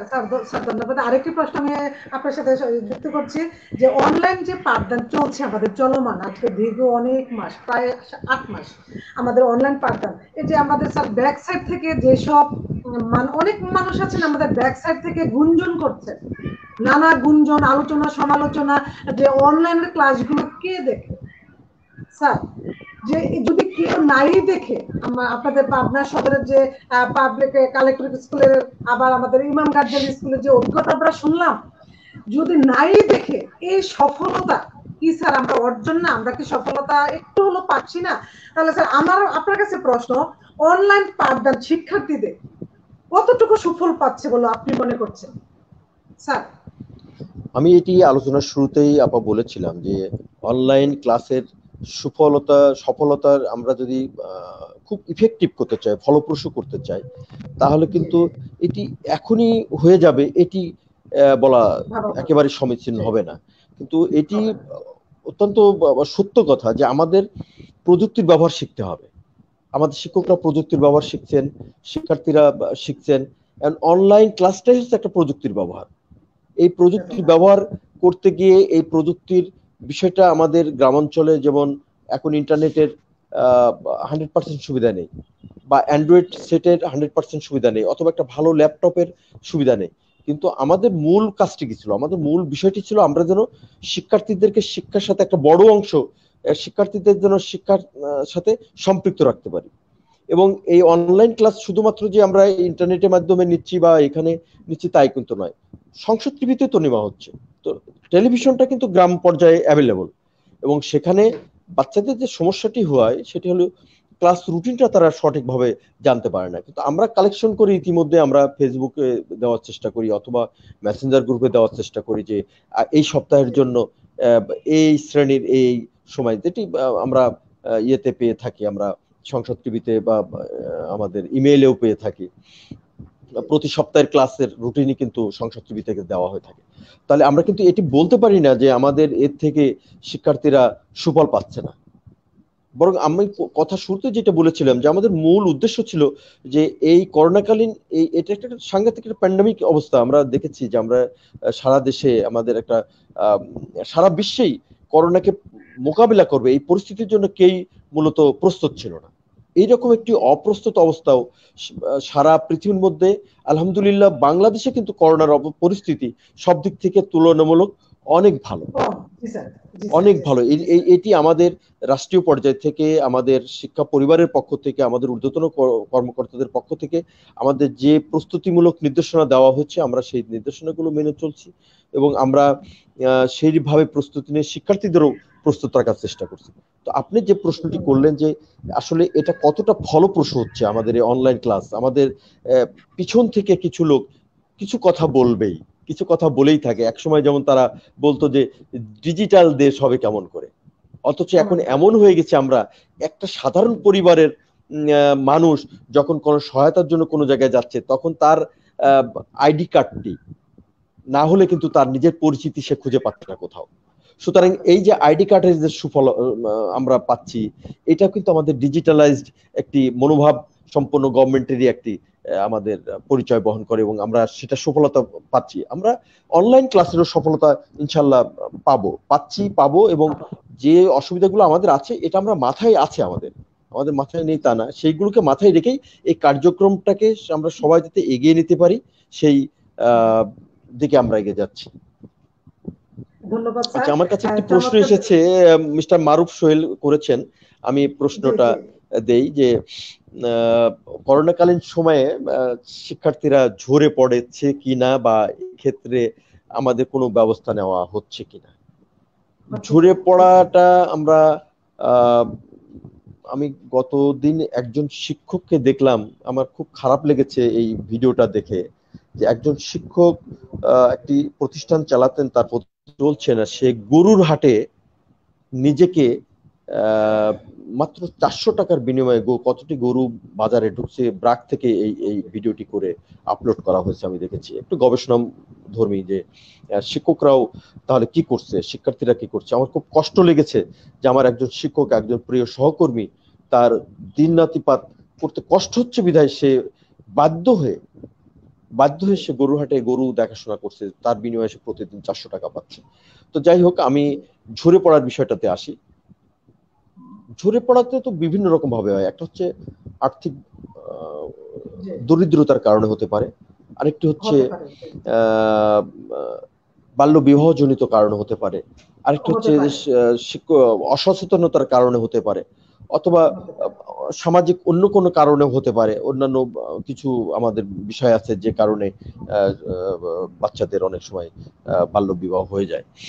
এখন এটির প্রবণতা খুব বেড়ে গেছে এটি বলবো না, তবে কোনো কোনো ক্ষেত্রে আমার কাছেও একটি মেসেজ আসতেছে যে শিক্ষার্থীরা বসে থাকার কারণে কোনো কোনো জায়গায় অভিভাবকরা তাদের মেয়েদের বিয়ে দিয়ে দিচ্ছে। এটি আমরা পত্রিকাতেও দেখছি যে সেটি প্রতিহত করছে। গত পরশুদিনই দেখলাম যে বিদেশ থেকে মেয়ের বাবা টেলিফোন করে তার মেয়ের বাল্য বিবাহটা বন্ধ করেছে। এরকম হচ্ছে, বন্ধ হচ্ছে। আমরা প্রশাসনের পক্ষ থেকে কিন্তু আমরা প্রতিনিয়ত যেখানে সংবাদ পাচ্ছি, আমরা নিজেরাও এই কমিটির সদস্য, বাল্য বিবাহ প্রতিরোধ কমিটির সদস্য, প্রশাসন থেকে কিন্তু সংবাদ পাওয়ার সঙ্গে সঙ্গে সেখানে চলে যাচ্ছে। আমাদের এই যে সেবার জন্য যে নাম্বারগুলো দেওয়া আছে 333 অথবা 999, এতে বাচ্চারা, এটা আমরা যখনই বিভিন্ন শিক্ষা প্রতিষ্ঠানগুলোতে সকালে যাওয়ার পরে যখন অ্যাসেম্বলি শুরু হয়, সেই অ্যাসেম্বলিগুলোতে আমরা তাদের নীতিকথার সাথে সাথে এই কথাগুলো তাদেরকে আমরা অবহিত করি যে তোমাদের এই নাম্বারগুলো আছে, তোমরা কোনো বিপদে পড়লে তোমরা এই নাম্বারগুলো দিয়ে তোমাদের সমস্যাগুলো জানাতে পারো। এবং তাৎক্ষণিকভাবে আমরা কিন্তু এই নাম্বারগুলো অহরহ আসতেছে, এই অভিযোগগুলো আমাদের কাছে অহরহ আসলে আমরা তাৎক্ষণিক ব্যবস্থা নিচ্ছি। এমনও হয়েছে যে বিয়ের মাহফিলে গিয়ে পুলিশ নিয়ে আমরা সেই বিয়েটাকে বন্ধ করার জন্য চেষ্টা করছি। আহমেদ তাজ সাহেব একটি প্রশ্ন করেছেন যে ডিজিটাল ক্লাস শিক্ষার্থীদের কাছে পৌঁছে দেওয়ার জন্য শিক্ষার্থীদের কাছে অবশ্যই স্মার্টফোন বা কম্পিউটার এবং ইন্টারনেট সংযোগ থাকতে হবে। কি পদক্ষেপ নিলে স্মার্টফোন বা কম্পিউটার সকল শিক্ষার্থীদের হাতে পৌঁছে দিতে পারা যায়? এটি আমাদের একটি, আমি আলোচনার শুরুতেও সেটি বলেছিলাম যে অ্যান্ড্রয়েড ফোনটা আমাদের জন্য অ্যাভেলেবল না, অথবা কম্পিউটারটাও অ্যাভেলেবল না, অথবা ল্যাপটপটা অ্যাভেলেবল না, অথবা এর যে ইন্টারনেটের যে সংযোগ এটি অ্যাভেলেবল না। আমরা যেটা আলোচনা থেকে বলেছি যে বাচ্চার বাড়িতে এটা সুবিধা আছে তাদের একটি গ্রুপ করে অথবা তাদের একটি সমন্বয় সাধন করে। সম্প্রতি সরকার আমাদের কাছ থেকে এই সপ্তাহের মধ্যেই আমাদের উপপরিচালক মহোদয় তথ্য নিয়েছেন যে বাচ্চাদের বেতন আদায় করা হচ্ছে কিনা, হয়ে থাকলে কি পরিমাণ টাকা আদায় করা হয়েছে, অথবা কত টাকা করে আদায় করা যেতে পারে, এরকম একটি মতামত নিয়েছেন। তো আমরা এটি মনে করি যে এর আগে আমাদের শিক্ষা মন্ত্রণালয় থেকে বলা হয়েছিল যে প্রত্যেকটি শিক্ষার্থীর জন্য একটি ট্যাব দেওয়া হবে, যে ট্যাবের সাহায্যে তারা শুধু লেখাপড়ার কাজটি করতে পারবে। তো আমরা সদস্য সরকারের কাছে, যেহেতু আমরা ইন্টারনেট যুগে পৌঁছে গেছি, যেহেতু আমরা ডিজিটাল যুগে পৌঁছে গেছি, যেহেতু আমরা এর দ্বার উন্মোচন করে ফেলেছি, সুতরাং এই দ্বারের মধ্যে দিয়ে ঢুকে এর সুফলটুকু নিতে হলে শিক্ষার্থীর কাছে এই পড়াশোনার জন্য এই অন্তত একটি করে ট্যাব দেওয়া যায় কিনা, এটি বিবেচ্য বিষয় হতে পারে। ধন্যবাদ যিনি আমাকে প্রশ্ন করেছেন। ধন্যবাদ স্যার, ধন্যবাদ আপনাকে, অসংখ্য ধন্যবাদ। আপনি আমাদের সঙ্গে এত সুন্দর যুক্তি খণ্ডন করেছেন, আপনাকে অসংখ্য ধন্যবাদ জানাচ্ছি। আপনি আমাদের সঙ্গে যুক্ত থাকেন, পরবর্তীতে আমি স্যার আপনার সাথে আবার যুক্ত হব।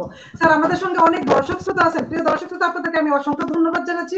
আপনারা আপনাদের গুরুত্বপূর্ণ মতামত আমাদের সঙ্গে শেয়ার করছেন, প্রশ্ন করছেন। আর প্রিয় দর্শক শ্রোতা, আপনাদেরকে অবশ্যই আমি আবার অবগতি করছি, আমাদের সাথে আজ আছেন পাবনা সদর জেলার মাধ্যমিক শিক্ষা অফিসার, আমাদের পাবনার একজন একজন শিক্ষা পরিবারের অভিভাবক। আপনাদের যদি আরো গুরুত্বপূর্ণ প্রশ্ন থাকে আপনি প্রশ্ন করতে পারেন, আমাদের অভিভাবক মন্ডলী আমাদের সঙ্গে আছে। ঠিক আছে স্যার, ধন্যবাদ আপনাকে। আমি এই পর্যায়ে যাচ্ছি আমাদের সুরাইয়া সুলতানা ম্যাম। ম্যাম শুনতে পাচ্ছেন? সুরাইয়া ম্যাম। জি জি শুনতে পাচ্ছি, জি শুনতে পাচ্ছি ম্যাম। জি এখন ম্যাডাম আমার কাছে আপনার প্রশ্ন, আমি প্রশ্ন রাখছি আপনার কাছে যে এই যে এখন আমাদের যে আপনার প্রতিষ্ঠান হয়তো জানেন আমাদের অ্যাসাইনমেন্ট সম্পর্কে, এই যে ষষ্ঠ শ্রেণী থেকে আমাদের অ্যাসাইনমেন্টটা শুরু হয়েছে। অ্যাসাইনমেন্ট যখন শুরু হয়েছে, যখন আমরা ডিক্লেয়ার পেয়েছি অ্যাসাইনমেন্ট জমা দিতে হবে, প্রথম সপ্তাহ শুরু হয়েছে। তো এই গার্ডিয়ানদের মধ্যে, আমাদের গার্ডিয়ানদের মধ্যে বা শিক্ষার্থীদের মধ্যে একটা গুঞ্জন যে অ্যাসাইনমেন্ট কিভাবে লিখতে হবে, কয় পৃষ্ঠায় লিখতে হবে, লেখার ধরন কি হবে, এরকম অনেক। আমার প্রশ্ন ম্যাম, আপনার প্রতিষ্ঠানে এই অ্যাসাইনমেন্ট সম্পর্কে নির্দিষ্ট কোনো ধারণা শিক্ষার্থী বা অভিভাবকদেরকে দিচ্ছিলেন ম্যাম?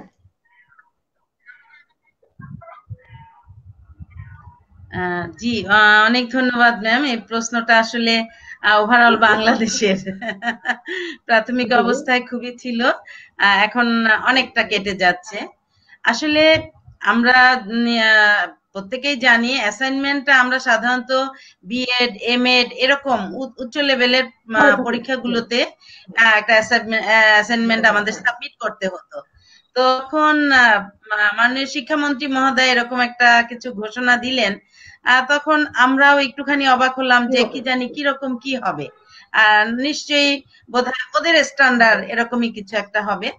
তো দেন আমরা একটা মানে খুবই গঠনমূলক একটা সিলেবাস পেয়ে গেলাম, যেটা আসলে অনেক অনেক পেজের। আমরা ডাউনলোড করে যখন প্রিন্ট করলাম, দেখলাম কোনোটা 56 পৃষ্ঠা, কোনোটা 55 পৃষ্ঠা, কোনোটা 110 পৃষ্ঠা, এরকম একটা মানে বৃহত্তর সিলেবাস। তো এটা থেকেই আসবে। তো এখানে যারা মানে এই সংক্ষিপ্ত কারিকুলামটা করেছেন খুবই কষ্ট করেছেন এবং বাচ্চাদের উপযোগী করেই করেছেন, ইজিও করেছেন, আবার চেঞ্জ করলে ইচ্ছা করলে মানে কুইজ প্রশ্নের মধ্যে হতে পারে, আবার যদি সৃজনশীল প্রশ্ন দেয় সেটাও দেয়া যাবে। বিভিন্ন পদ্ধতি দেখিয়েছেন বিভিন্ন সাবজেক্টে। তো গার্জিয়ানদের আসলে ভিতরে প্রথমে একটা হতাশা কাজ করেছে।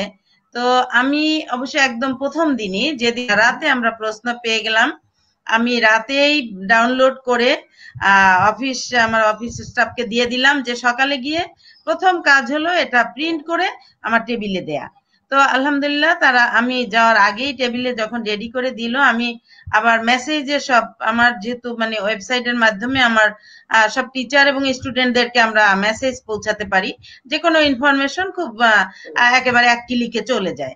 তো যার ফলে টিচারদের জানিয়ে দিলাম যে আগামীকাল 10টায় আমরা বসবো, খুব দ্রুত জরুরি ভিত্তিতে আসতে হবে। তো সবাই মোটামুটি চলে আসছেন এবং বসে সবাই আমরা ডিসিশন নিলাম যে বাচ্চারা ওরা কিন্তু এখন একদম একেবারে ফ্রি মেন্টালিটিতে আছে। এখন ওদেরকে আমরা একটা জিনিস দিব, সেটা ওদেরকে অবশ্যই বুঝিয়ে দিতে হবে। তো এক্ষেত্রে আমরা বসে মানে তখনও তো ডেমো প্রশ্ন দেয়নি, আমরা নিজেরাই টিচাররা সব বসেই করলো এবং তারা উদ্যোগ নিলেন যে আপা আমরা শুধু মেসেজই দেব না, আমরা বাচ্চাদেরকে ফোনও করব, কারণ ফোনটা রিসিভ করবেন গার্জিয়ানকে আমরা বলতে পারবে এই এই ব্যাপার এবং আপনারাই আসবেন সামাজিক দূরত্ব বজায় রেখে। তো যাই হোক, যেই বলা সেটাই কাজ। তো সুন্দরভাবে আমরা পরের দিনই ডেট দিয়ে দিলাম, কারণ প্রতি সপ্তাহ 1 তারিখ থেকেই শুরু হয়েছে, আর 1 তারিখ যদি আমি মিস করি তাহলে সপ্তাহটা মিস হচ্ছে, কারণ প্রতি সপ্তাহে 3টা করে অ্যাসাইনমেন্ট একটা বাচ্চাকে লিখতে হবে। যদি একটু সুন্দর করে লিখতে হয় তাহলে অবশ্যই ওকে কষ্ট করতে হবে। তো আমি টিচারদের বললাম যে আমরা কোনো প্রিন্ট কপি দেবো কিনা, কারণ ওখানে আবার উত্তম, অতি উত্তম, এরকম ভালো ইন্ডিকেট করে 4টা অপশন দিয়ে দেওয়া হয়েছে। তো পরে টিচার একটা পরামর্শ দিলেন যে আপা আমরা যে অ্যাসাইনমেন্ট বলতে যেটা বুঝি বা আমরা যেভাবে সাবমিট করতাম সেখানে কিন্তু টিচাররা বলেই দিয়েছেন এবং আমাদেরও নীতিমালায় কিন্তু বলা আছে যে এটা সম্পূর্ণ হাতে লিখতে হবে এবং বাচ্চারা প্রথম পৃষ্ঠার যে গেট আপটা তৈরি করবে সেটাও তারা হাতে করবে। কিন্তু আমরা অবশ্য ইদানিং দেখতে পাচ্ছি যে অনলাইনে অনেক টিচার, আমাদের শ্রদ্ধেয় টিচাররা কষ্ট করে কম্পিউটারে সুন্দর করে তারপরে সাপ্লাই দিচ্ছেন। তো এটা দেখে আমি আবার একটুখানি একটু হতাশ হলাম যে আমি বোধহয় তাহলে পিছিয়ে গেলাম, কারণ সবাই কম্পোজি দিচ্ছে, আমি দিলাম না। আমি ডেমোটা নোটিশ বোর্ডে দিয়ে দিয়েছি, টিচারদের জানিয়ে দিয়েছি, কপি করে দিয়েছি এই অভিভাবকদের, যখন তাদের খামে করে দিয়ে দিলাম সব ওর মধ্যে দিয়ে দিলাম। তো পরবর্তীতে আমি আবার টিচারদের নিয়ে বসলাম। আমি চেষ্টা করি যে কোনো ডিসিশন একা না নিয়ে টিচারদের নিয়ে বসলে অনেক ভালো ভালো সিদ্ধান্ত পাওয়া যায় এবং গ্যাপ গুলো পূরণ হয়। সবাই খুব আন্তরিকতার সাথে সহযোগিতা করেন। তো টিচাররা তখন বললেন, আপা এটা যে আমরা করব, অনেকেই করছে ঠিক, কিন্তু অ্যাসাইনমেন্টের যেটা উদ্দেশ্য, ওরা যে প্রথম পৃষ্ঠাটা সুন্দর আর্ট করে নিজের নাম লিখছে, ওখানে বলা আছে লাল কালি ব্যবহার করা যাবে না, সুন্দর করে ডিজাইন করবে, এই যে এটাও তো ওদের একটা ক্রিয়েটিভিটি। এই সৃজনশীলতা থেকে তো ওরা আমি আপনার সাথে আরেকটু যুক্ত করতে যাচ্ছি। যেমন এই অ্যাসাইনমেন্ট নিয়ে আমাদের অনেক জেলাতে আমি বিভিন্ন জায়গায় শুনতে পাচ্ছি যে কিছু কিছু প্রতিষ্ঠান উপরের যে টপশিটটা নির্ধারণ করে দিয়েছে, কম্পিউটারের দোকানে গিয়ে গার্ডিয়ানরা অনেক হয়রানি হচ্ছেন যে যে একটা পেজের একটা ফরওয়ার্ড সাইজের একটা পেজ আপনার ফটোস্টেট করতে লাগে 1 টাকা, কিন্তু ওইখানে ওরা 10টা যদি নিতে বের করছে 90 টাকা রাখছে, 80 টাকা রাখছে। তাহলে এখানে আমি দেখছি দোকানদারদের বিজনেসটা বেড়ে যাচ্ছে, কিন্তু অ্যাসাইনমেন্ট কিন্তু এটা না। অ্যাসাইনমেন্টের ধরন হচ্ছে শিক্ষার্থী তার নিজের সৃজনশীলতা প্রকাশ করে তার নিজের মেধাকে কাজে লাগাবে, কভার পেজটাকে তার ইচ্ছা মতো মানে আলপনা করে লেখার ধরন স্টাইল সুন্দর করে, এটা হলো অ্যাসাইনমেন্ট, যেটা আমরা করেছিলাম। কিন্তু এখন আমরা দেখতে পাচ্ছি বিভিন্ন প্রতিষ্ঠানে কভার পেজ নির্ধারণ করে দিয়েছে, ইভেন কি স্কুলের নামও লিখে দিয়েছে। এটা কি ঠিক? Thank you. জি, থ্যাংক ইউ ম্যাম। আপনি যে জায়গাটায় নক করেছেন, আমি এই জায়গাটার ব্যাপারেই আমি সন্দিহান ছিলাম যে ব্যাপারটা কি হলো, এত ইজি করে দিচ্ছে যে বাচ্চাটা মানে ওর জাস্ট নাম লিখবে, বিষয় লিখবে, হলো। তাহলে অ্যাসাইনমেন্টের জন্য যে, এবং কারিকুলামে কিন্তু আমাদের এই সিলেবাসে লিখে দেওয়া আছে যে বাচ্চা নিজ হাতে করবে, একদম উল্লেখ করা রয়েছে নিজ হাতে করবে, এবং সে আর্ট করবে নিজের মতো করে, সুন্দর করবে, এবং কালি কি কালি ইউজ করবে। কারণ ম্যাম আমাদের শিক্ষার্থীদের হাতে এখন অফুরন্ত সময় আছে, তাদের এই সময়টা সরকার যে উদ্দেশ্য যে ডিসিশন নিয়েছে অ্যাসাইনমেন্ট করা, শিক্ষার্থীরা করে কিন্তু অনেক উৎফুল্ল, তারা কিন্তু আনন্দের সাথে অ্যাসাইনমেন্ট লিখছেন। জি জি জি জি ম্যাম, অনেক একদম সত্য কথা। এবং মানে কি বলবো যে আমি ওই জায়গাটায় না যাওয়ায় আমি টিচারদেরকে ধন্যবাদ জানাই এই জন্য যে আমি কিন্তু ডাইভার্ট হয়ে গেছিলাম যে সবাই কম্পিউটারে দিচ্ছে, আমি দিলাম না কেন, এটা বোধহয় আমি ভুল করেছি। তো আমি আবার, বিশ্বাস করবেন না, গত পরশুদিন আবার টিচারদের নিয়ে বসলাম যে আমার তো ভালো লাগছে না, কারণ সবাই কম্পিউটারে দিচ্ছে, তাহলে আমি পিছিয়ে থাকলাম বোধহয়।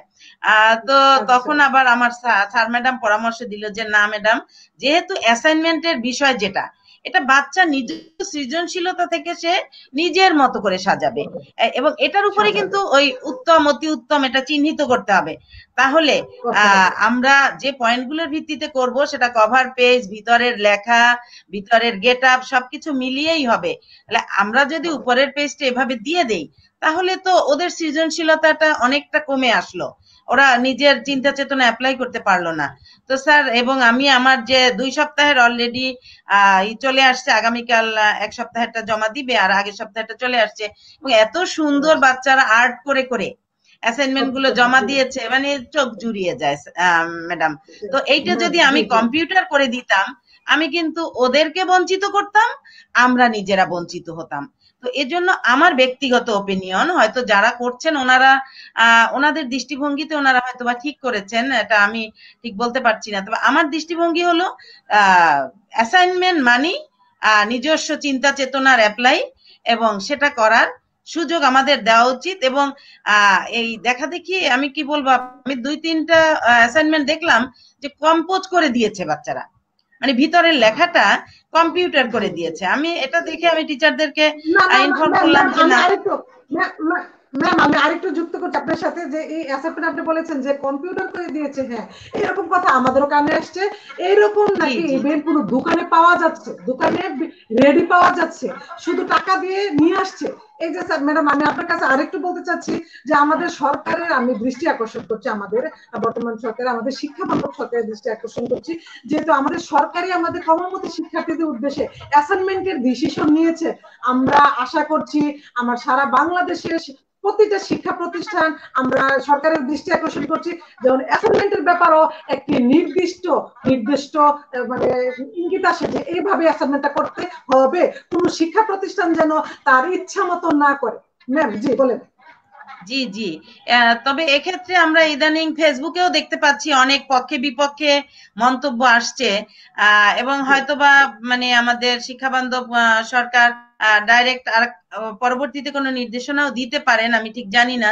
তবে আমি যতটুকুন বুঝেছি যে বাচ্চাদেরকে সুযোগ দিতে হবে, এবং ওরা খুবই আনন্দের সাথে, কিন্তু এই যে ওরা এতটা টাইম গ্যাপে ছিল, যদি এর মধ্যে আমরা পরীক্ষা টরীক্ষা নিয়েছি, বাসায় পরীক্ষা দিয়েছি, বিভিন্ন মানে ভাবে ওদেরকে অ্যাটাচ রাখার চেষ্টা করেছি যেন বইয়ের সাথে ওরা থাকে, আমাদের সাথে থাকে। তো অ্যাসাইনমেন্টটা কিন্তু একেবারে ডাইরেক্ট, ওরা বইয়ের সাথেও থাকছে, টিচারকে ফোন করে জেনে নিচ্ছে কি করবে কি হবে। এটা কিন্তু একটা সুন্দর পলিসি নিয়েছে গভর্নমেন্ট।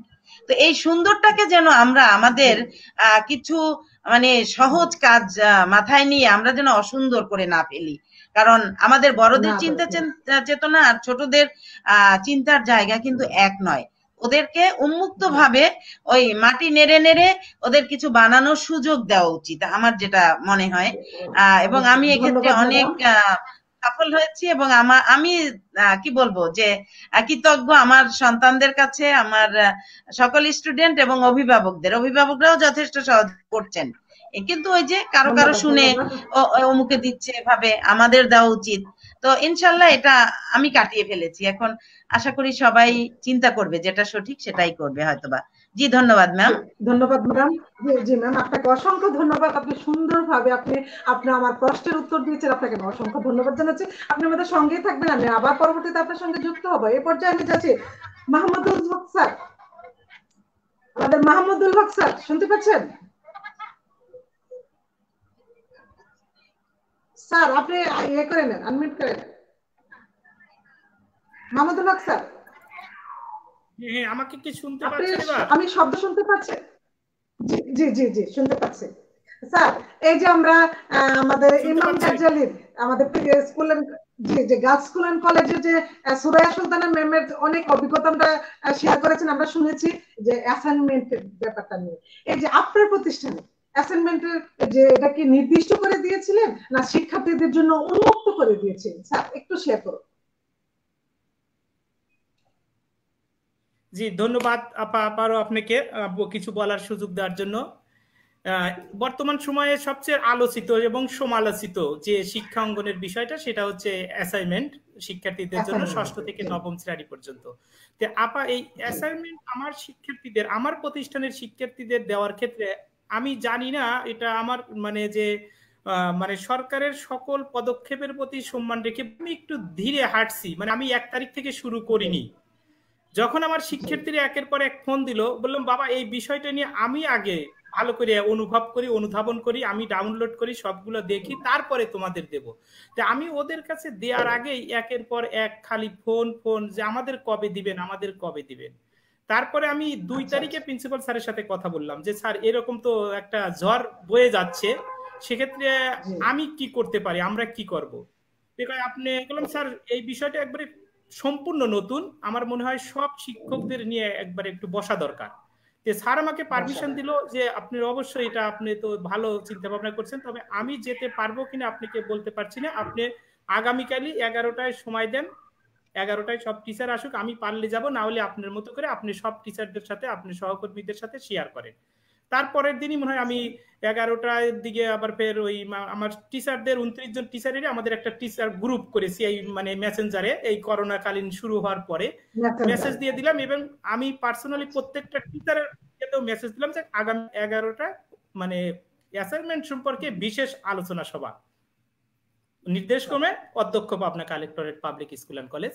ইনশাল্লাহ আমার সকল টিচাররা আসলো, আসার পরে আমরা প্রত্যেককে একটা করে কপি ডাউনলোড করে ফটোকপি রাখলাম, প্রত্যেকটা টিচারের কাছে একটা কপি দিলাম। বললাম আপনারা তো ফেসবুকে অনেকেই দেখছেন, প্রিন্টেড কপি হয়তো আপনাদের হাতে নাই, এইটা আগে 10 মিনিট সবাই একটু ইয়ে করেন, অনুধাবন করেন, তারপরে আমি যে প্রশ্নগুলো করি সেই প্রশ্নগুলোর উত্তর দেন। যে এই অ্যাসাইনমেন্ট গুলো আমরা কয় সাবজেক্ট দেব, কিভাবে দেব, এবং সেটা কত বড় হবে, এবং প্রথমে কোন সাবজেক্ট দিয়ে সরব, এবং বিভিন্ন যে শর্ত, আমরা শর্তগুলো কি দিতে পারি কি পারি না। আমার প্রতিষ্ঠানের সকল শিক্ষার্থীদের জন্য আমি এটা উন্মুক্ত করে দিয়েছি, যে যেরকম পারবে, A4 সাইজে কাগজ হোক, নাই লিগ্যাল সাইজ কাগজ হোক, নাই ডিমাই সাইজ কাগজ হোক। আমার কিছু কিছু শিক্ষার্থী মানে শিক্ষকরা আমাকে পরামর্শ দিল যে স্যার কাগজের বিষয়টা, বললাম কাগজের বিষয়টা আমরা ইতিপূর্বে অনলাইনে পরীক্ষা নিয়েছিলাম, মানে গুগলে প্রশ্ন মানে ওয়েবে প্রশ্ন দিয়েছিলাম, ওরা বাসায় পরীক্ষা দিয়ে খাতা জমা দিয়েছিল। একটা ক্লাসে 40 জন ছাত্র থাকলে না হলে 20 রকমের কাগজে পরীক্ষা আসছে। ইভেন কিছু কিছু খাতা যেগুলো অফিসিয়াল কাজে ব্যবহৃত হয়, ডিমাই সাইজের মোটা কাগজগুলো, ওই রকম পেজেই দেখলাম বেশি আসছে। বললাম এই ধরনের আমরা যদি কোনো একটা কাগজ নির্ধারণ করে দেই, সেক্ষেত্রে ওদের হয়রানি হতে হবে, ওই কাগজ খুঁজতে হবে, আমাদের আবার ফোন রিসিভ করতে হবে, স্যার এই কাগজ তো পাওয়া যাচ্ছে না।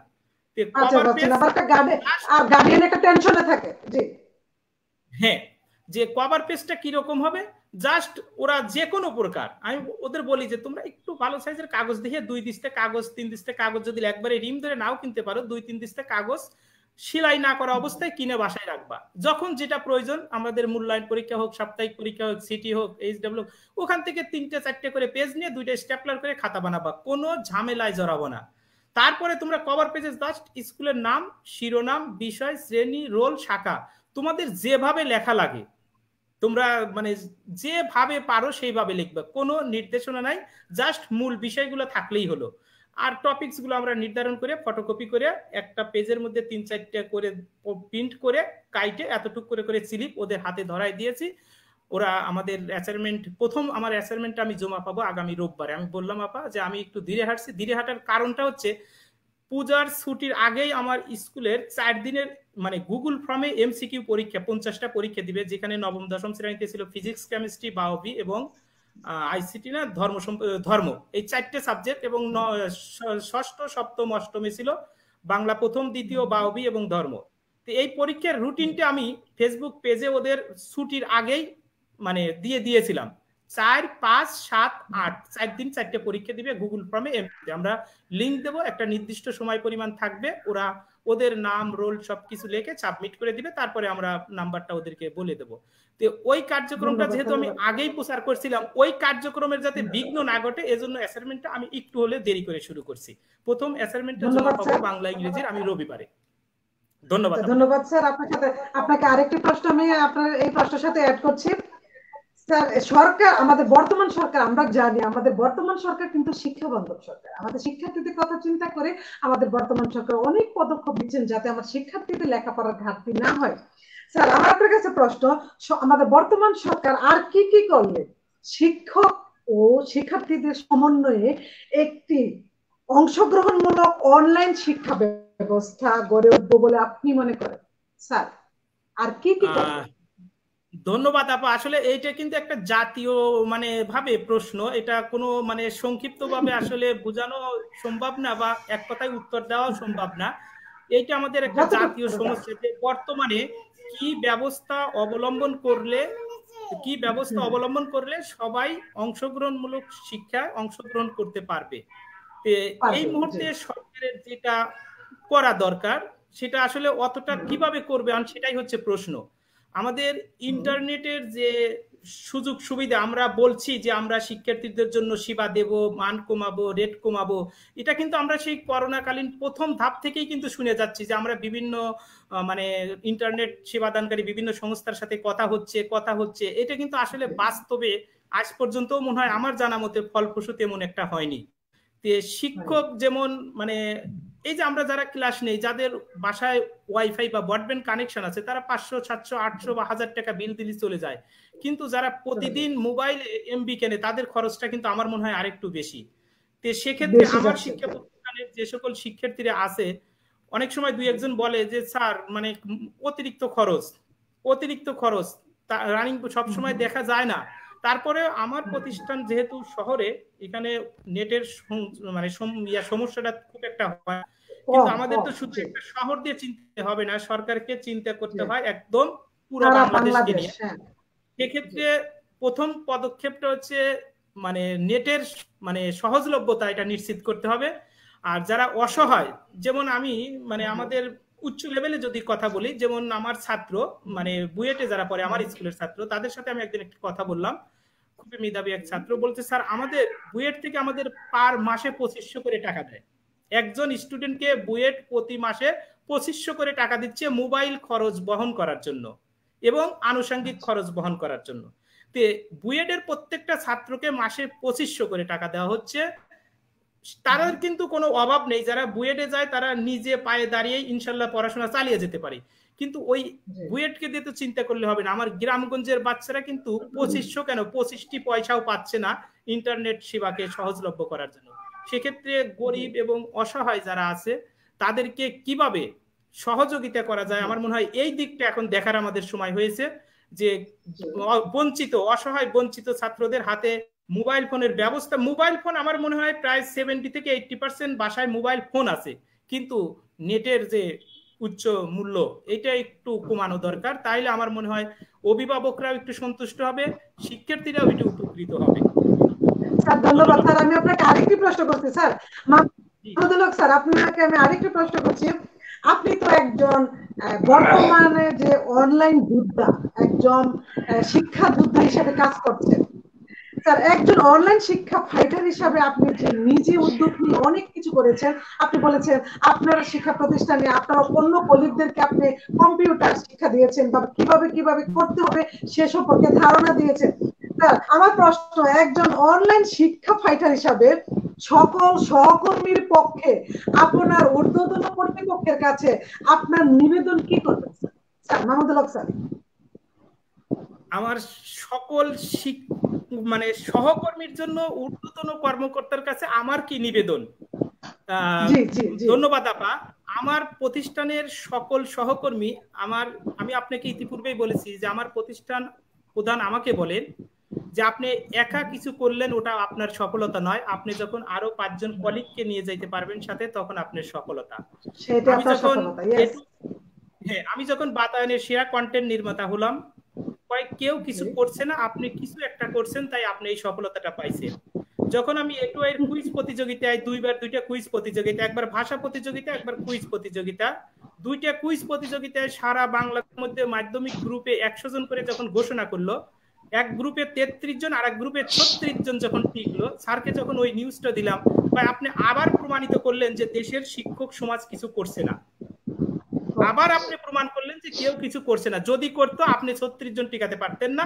প্রত্যেক প্রতিষ্ঠানে এর চেয়ে ভালো ছাত্র আছে, তারা উৎসাহ দিচ্ছে না, অনুপ্রেরণা দিচ্ছে না, তাই আগাতে পারছে না।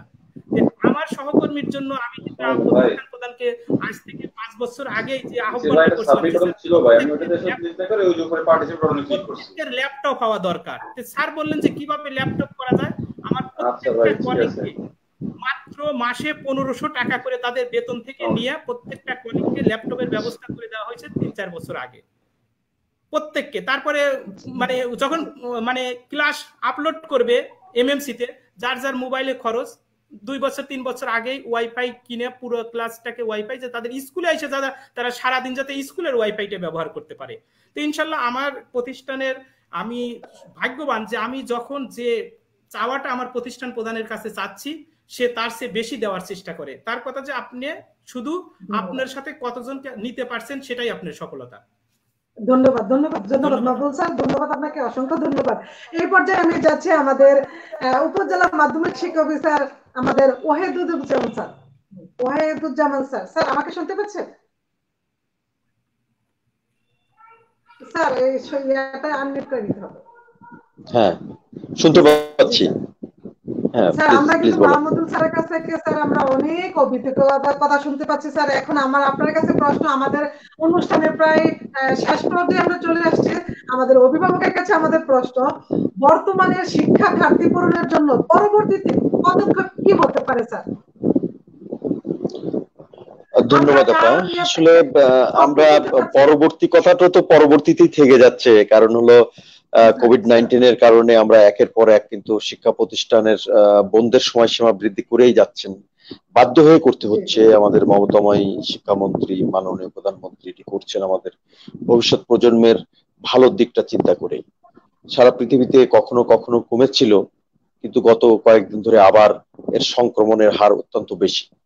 তো পরবর্তীতে কি ব্যবস্থা নেওয়া যেতে পারে, সেটি যদি স্কুল খুলে যায় তখন আমার শিক্ষকরা নিশ্চয়ই তারা অতিরিক্ত ক্লাস নেবেন, শিক্ষার্থীদের নির্বাচন করবেন যে কোন কোন শিক্ষার্থী বইয়ের সাথে তাদের অ্যাটাচমেন্ট একটু বেশি ছিল, কারা একটু কম ছিল, কারা একটু একেবারে করে নাই, এরকম ক্যাটাগরি করে সেই শিক্ষকদের যে দুর্বলতার দিকগুলো সেটা দূরীকরণের জন্য শিক্ষকরা যে ব্যবস্থা নেবেন তার মধ্যে একটি হলো যে স্পেশালি তার অভিভাবকদের সাথে কথা বলা, তারপরে সে বাচ্চাটি তার পারিবারিক অবস্থাটি কেমন সেটি বিবেচনায় এনে তাকে ঠিক সেরকম ভাবে গোচরীভূত করা, যে আপনার সন্তানটিকে আপনি এইভাবে একটু দেখেন, আমরা ক্লাসে হয়তো একটু বেশি করে দেখছি, অথবা ছুটির পরে আমাদের শিক্ষকরা কোনো এই দুর্বল শিক্ষার্থীদের নিয়ে স্পেশাল একটু ক্লাসের ব্যবস্থা করেন বিশেষ সাবজেক্টের জন্য, এভাবে দুর্বলতা দূর করা যাবে। আর আরেকটি বিষয় হলো যে আমি সারা বাংলাদেশের শিক্ষকদের জন্য বলতে চাই যে তারা যথেষ্ট করছেন এই করোনাকালীন সময়ে। আমরা সৃষ্টিকর্তার কাছে প্রত্যাশা করি যে আমরা যেন খুব দ্রুত এইরকম একটি অবস্থা থেকে পরিত্রাণ পাই। কারণ আমরা যাই বলি না কেন, স্কুল ক্লাসরুম ভর্তি শিক্ষার্থী থাকবে, শিক্ষক প্রস্তুতি নিয়ে সুন্দর করে ক্লাসে যাবেন, তিনি তার আবেগ অনুভূতি দিয়ে শিক্ষার্থীদের বোঝাবেন, তাদের বিষয়গুলো জানবেন। শিক্ষার্থী নেই, শিক্ষক স্কুলে আসছেন, শিক্ষার্থীদের বোঝানোর কিছু নেই, এই যে বিশাল একটা শূন্যতা, বিশাল একটা অভাব, এটি স্কুল পরিদর্শনে না গেলে আমরা বুঝতাম না যে আমাদের শিক্ষকদের মধ্যে কতটা হাহাকার আছে, যে আমরা ক্লাস নিতে পারছি না, বা আমাদের প্রিয় সন্তানদের মুখ দেখতে পারছি না, অথবা তাদের সাহচর্য পাচ্ছি না। শিক্ষকরাও যেমন পাচ্ছে না, শিক্ষার্থীরাও পাচ্ছে না। তো এই জন্য আমরা এটুকু বলতে চাই যে আগামীতে যদি আমাদের খুব তাড়াতাড়ি অবস্থা থেকে পরিত্রাণ হয়, নিশ্চয়ই শিক্ষার্থীরাও সেটা ভেবে দেখবেন। শিক্ষার্থীদের জন্য তারা তাদের ক্লারিফাই করবেন আগে যে কারা একটু এগিয়ে আছে, কারা একটু মধ্যম জায়গায় আছে, কারা একটু বেশি পিছিয়ে পড়েছে। এই সব ক্যাটাগরি বিবেচনায় নিয়ে আসার পরেই তারা অবশ্যই ব্যবস্থা নেবেন যে কাদের জন্য একটু স্পেশাল ক্লাস নেওয়া প্রয়োজন, অথবা কাদেরকে একটু তাদের অভিভাবকদের সাথে কথা বলা প্রয়োজন, অথবা কাদের সাথে কি ধরনের কাজ করলে তাদের এই পিছিয়ে পড়া অবস্থা থেকে তাদের এগিয়ে নেওয়া যায়। আমি আপনার এই প্রশ্নের সাথে আমি একজন দর্শকের একটা প্রশ্ন এবং আমার আপনাদের প্রশ্নের সাথেই একটা সংযোগ করতে চাচ্ছি। সেটা হলো অ্যাসাইনমেন্ট নিয়ে বর্তমান সরকারের কথাগুলো অত্যন্ত পরিষ্কার, যেটি আমাদের মোহাম্মদুল সাহেব খুব সহজ করে দিলেন যে তোমরা যেভাবে পারো লেখো না। আমাদের মূল্যায়নের ক্ষেত্রে যেটা চারটা বিষয় খুব ভালো অগ্রগতি প্রয়োজন, আমাদের যে চারটি বিষয় নিয়ে বলা হয়েছে এর অর্থ কি, এবং সেখানে বলে দেওয়া হচ্ছে যে অ্যাসাইনমেন্ট নিয়ে এমন ভাবে বাচ্চাদের কাছে উপস্থাপন করা যাবে না যাতে করে তারা মানসিকভাবে এটি বিপর্যস্ত হয়ে যায়, অথবা তারা এটাকে একটা ভীতির কারণ হিসাবে চিহ্নিত করে। এটাই সরকারের পক্ষ থেকে অবস্থান পরিষ্কার করে দেওয়া হয়েছে, এটাকে কেই কোনো জটিলতা করতে পারবে না। আমার একজন প্রিয় দর্শক নাসির সাহেব বলছে যে আউটকাম কি, এবং আরেকজন তাজ সাহেব বলেছেন যে কোন শিক্ষা প্রতিষ্ঠান এই, এবং আপনিও যে প্রশ্নটি করেছেন যে কোন শিক্ষা প্রতিষ্ঠান এই অ্যাসাইনমেন্টের নাম করে তার কভার পেজের জন্য 10টি কভার পেজের জন্য হয়তো 90 টাকা 80 টাকা নিচ্ছে। এটি কিন্তু আমার জানা মতে পাবনাতে কোনো প্রতিষ্ঠান এটি করছে এটি আমার জানা নেই। তবুও আমি আপনাদের এই অনুষ্ঠানের মাধ্যমে আমি সবাইকে শুধু এটি বলতে চাই, সরকারের ঘোষণা সুস্পষ্ট, এখানে কোনো লুকোচুরির কোনো বিষয় নেই। এই অ্যাসাইনমেন্টের নাম করে কোন রকম কোনো টাকা পয়সা শিক্ষার্থীদের কাছ থেকে আদায় করা যাবে না। সুতরাং এটি এই অ্যাসাইনমেন্টে যেমন ভীতির কোনো কারণ নেই, শিক্ষার্থীরা যা পারছে লিখুন না, আপনি একটু উৎসাহিত করেন, আপনি অভিভাবকদের উৎসাহিত করেন যে আপনার বাচ্চাটি ওই বিষয়টি নিয়ে লিখছে কিনা, ওই বিষয়টির উপরে সম্যক ধারণা আছে কিনা। অ্যাসাইনমেন্ট একটা ব্যাপক বিষয়, আমরা একটা ধারণা দেওয়ার চেষ্টা করেছি মাত্র। অ্যাসাইনমেন্ট যারা বিশ্ববিদ্যালয়ে পড়াশোনা করেছেন, আমরা যারা করেছি, আমরা জানি যে একটা অ্যাসাইনমেন্ট লিখতে হলে সেই লেখার শেষে আমরা পাদটিকা দিয়েছি, আমরা কোন জায়গা থেকে সহায়তা নিয়েছি, কোন বইয়ের কোন পৃষ্ঠা থেকে কোন অধ্যায় থেকে সহায়তা নিয়েছি, সেই সমস্ত টিকা টিপ্পণীর মাধ্যমে আমরা সেগুলো উল্লেখ করেছি। আমাদের যারা খুবই ব্রিলিয়েন্ট স্টুডেন্ট তারা যদি এটি করতে চায় করুক, ওটা না করেও অনেকে খুব ভালো প্রশ্ন উত্তর তৈরি করতে পারবে, কোনো সমস্যা নেই। আবার মধ্যমানের উত্তর তৈরি করে দিচ্ছে শিক্ষার্থীদের, আমরা তাদেরকে এনকারেজ করি যে হ্যাঁ তোমার উত্তরটি ভালো হয়েছে, তুমি এই জায়গাটিতে আরেকটু ভালো করো। সুতরাং এইটি নিয়ে কোনো ভীতির কারণ নেই, অ্যাসাইনমেন্টের কোনো ভীতির কারণ নেই, এবং অ্যাসাইনমেন্টকে কেন্দ্র করে কোনো শিক্ষা প্রতিষ্ঠান কোনো অবৈধ সুযোগ নেওয়ার চেষ্টা করুক এটি চাই না। টাকা নেওয়া এবং সরকার কোনো ইনসেনটিভ শিক্ষা প্রতিষ্ঠানকে দেবে কিনা এটি নিয়ে বর্তমান সরকার ব্যাপক আলোচনা হচ্ছে ঊর্ধ্বতন কর্তৃপক্ষ, আমাদের যারা অভিভাবক আছেন তারা, এবং অচিরেই আমরা প্রত্যাশা করছি যে তাদের কাছ থেকে একটি নির্দেশনা পাবো যে শিক্ষা প্রতিষ্ঠান কিভাবে অর্থ নেবে বা নেবে না, বা কতটুকু মৌকুব করবে বা করবে না। সুতরাং এটি নিয়ে আমাদের বিভ্রান্ত করার কোনো অবকাশ নেই শিক্ষার্থীদের, অভিভাবকদের বা অন্য কাউকে। সুতরাং আমি সমস্ত শিক্ষকদের বলতে, স্যার প্লিজ প্লিজ বলেন। ধন্যবাদ স্যার। স্যার আমি আরেকটি প্রশ্ন আমি আপনার সাথে যুক্ত করতে চাচ্ছি। স্যার আমরা জানি এখন আমাদের কমলমতি শিক্ষার্থীরা এখন যার যার বাড়িতে আছে, স্বাস্থ্যবিধি মেনে আছে, তার মায়ের কাছে আছে। স্যার আমরা জানি একজন মা একটি শ্রেষ্ঠ শিক্ষক। বর্তমানে এখন মাদের কাছে আমাদের শিক্ষার্থীরা আছে, একজন মা হলো শ্রেষ্ঠ শিক্ষক, এটা আমরা সবাই জানি। স্যার এখন লেখাপড়ার মান উন্নয়নে আমার প্রশ্ন, লেখাপড়ার মান উন্নয়নে অভিভাবকের ভূমিকা সম্পর্কে আপনার গুরুত্বপূর্ণ মতামত অভিভাবকের উদ্দেশ্য করে। ধন্যবাদ আপা, অত্যন্ত চমৎকার প্রশ্ন করেছেন, এবং আমি মনে করছি যে এটি আমার শেষ প্রশ্ন আমার কাছে। আমি আমার আলোচনার মাঝখানে একটা বলেছিলাম যে আমার 3টি পর্যায়ে বা 4টি পর্যায়ে আমাদের সম্পৃক্ত আছি একটি ফলপ্রসূ শিক্ষার জন্য। তার মধ্যে 1 নম্বরে আছেন আমাদের শিক্ষকরা, দ্বিতীয় আছে শিক্ষার্থীরা, তৃতীয় আছে অভিভাবক, চতুর্থ আমরা যারা সুপারভিশনের দায়িত্বে আছি তারা। তো এই 4টি পর্যায় থেকে আমরা শিক্ষাকে ফলপ্রসূ করবো এভাবে সন্দেহ নেই। আপনার প্রশ্নটি ছিল যে শিক্ষার্থীরা এখন অবস্থান করছে তার মায়ের কাছে। নিশ্চয়ই অভিভাবক হিসাবে আমাদের যে সমাজ ব্যবস্থা, এই সমাজ ব্যবস্থার মধ্যে আমাদের পুরুষ অভিভাবক যারা আছেন তারা কিন্তু সাধারণত বেশিরভাগ পুরুষ অভিভাবকরাই আপনার তাদের পরিবার পরিচালনার জন্য বিভিন্ন কাজে বাহিরে বেশি সম্পৃক্ত থাকে। আমাদের ঘরে যেসব মায়েরা আছেন, হ্যাঁ ব্যস্ত থাকেন, ঘরে যেসব মায়েরা আছেন সেসব মায়েরাও কাজ করেন, সে মায়েরাও পরিবারকে যথেষ্ট অর্থনৈতিকভাবে সহায়তা করে থাকেন। তো তারপরেও তার সন্তানটি আমার মায়ের কাছেই বেশিক্ষণ সময় অতিবাহিত করে। আমার কথা হলো অভিভাবকদের কাছে যে আপনার সন্তানটি বাহিরে বেশি সময় দিচ্ছে কিনা, বন্ধুদের সাথে মিশছে কিনা, এটি অবশ্যই অবলোকন করবেন। তাদের আচরণের বিশেষ কোনো পরিবর্তন আপনার নজরে আসছে কিনা, যেমন খিটখিটে মেজাজে হয়ে যাচ্ছে কিনা, অথবা খেতে চাইলে বেশি বেশি আবদার করছে কিনা, অথবা একেবারে খেতে চাচ্ছে কিনা, অথবা বই নিয়ে পড়তে বসার কথা বললে ঠিক আছে পরে বসছি এরকম ভাবে এড়িয়ে যাওয়ার চেষ্টা করছে কিনা, এই আচরণগত বিষয়গুলো আপনাদের অবশ্যই দেখতে হবে। আপনি আপনার সন্তানের সাথে বন্ধুসুলভ আচরণ করেন, তার সুবিধা অসুবিধাগুলো জানার চেষ্টা করেন, তার ভালো মন্দের খেয়ালগুলো রাখেন, দেখবেন আপনার সন্তানটি আপনাকে নিশ্চয়ই পড়াশোনার জন্য একটি ভালো উপহার এনে দিতে পারবে। ধন্যবাদ সবাইকে, এবং ধন্যবাদ এই শিক্ষা আলো যারা এই অনুষ্ঠানটি আয়োজন করেছেন এবং আমার সাথে যারা দীর্ঘক্ষণ ছিলেন, আমি সবাইকে আরো একবার ধন্যবাদ জানাচ্ছি। জি স্যার, ধন্যবাদ স্যার, আপনি আমাদের সঙ্গে থাকেন। আমি এবার দিয়ে যাচ্ছি আমাদের সুলতানা আপাকে, সুরেশ সুলতানা ম্যামের কাছে। ম্যাম আমার আপনার কাছে শেষ প্রশ্ন, আমাদের সময় একেবারে দ্বারপ্রান্তে, আমি শেষ প্রশ্ন আপনার স্নেহের শিক্ষার্থীর উদ্দেশ্যে অল্প কথায় কিছু বলুন।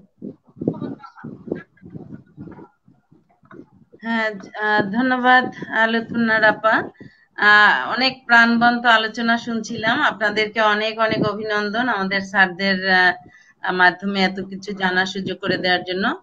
আসলে আমার পরামর্শ বাচ্চাদের জন্য, বাচ্চাদের আগে অভিভাবকদের জন্য এবং তার আগে শিক্ষকদের জন্য, সেটা হলো যে আমাদের সকল প্রতিষ্ঠান প্রধানের উচিত যে আমাদের বর্তমান সরকার যেভাবে কার্যক্রমগুলো এগিয়ে নিয়েছে, সংসদ টিভি এবং A2I যেভাবে বিভিন্ন অ্যাঙ্গেল থেকে মানে শিক্ষকদের ব্যস্ত রাখা, কাজ শিখানো, তাদের যোগ্যতা ডেভেলপ করার চেষ্টা করছে, এগুলোর সাথে আমাদের সম্পৃক্ত হয়ে আমাদের নিজেকে এবং আমাদের শিক্ষার্থীদেরকে মানসিকভাবে মানে তাদের কি বলবো ব্রেনে প্রোগ্রামিং দেওয়া দরকার, এরকম যে COVID-19 আমাদের জন্য কোনো কিছু ভীতিকর না।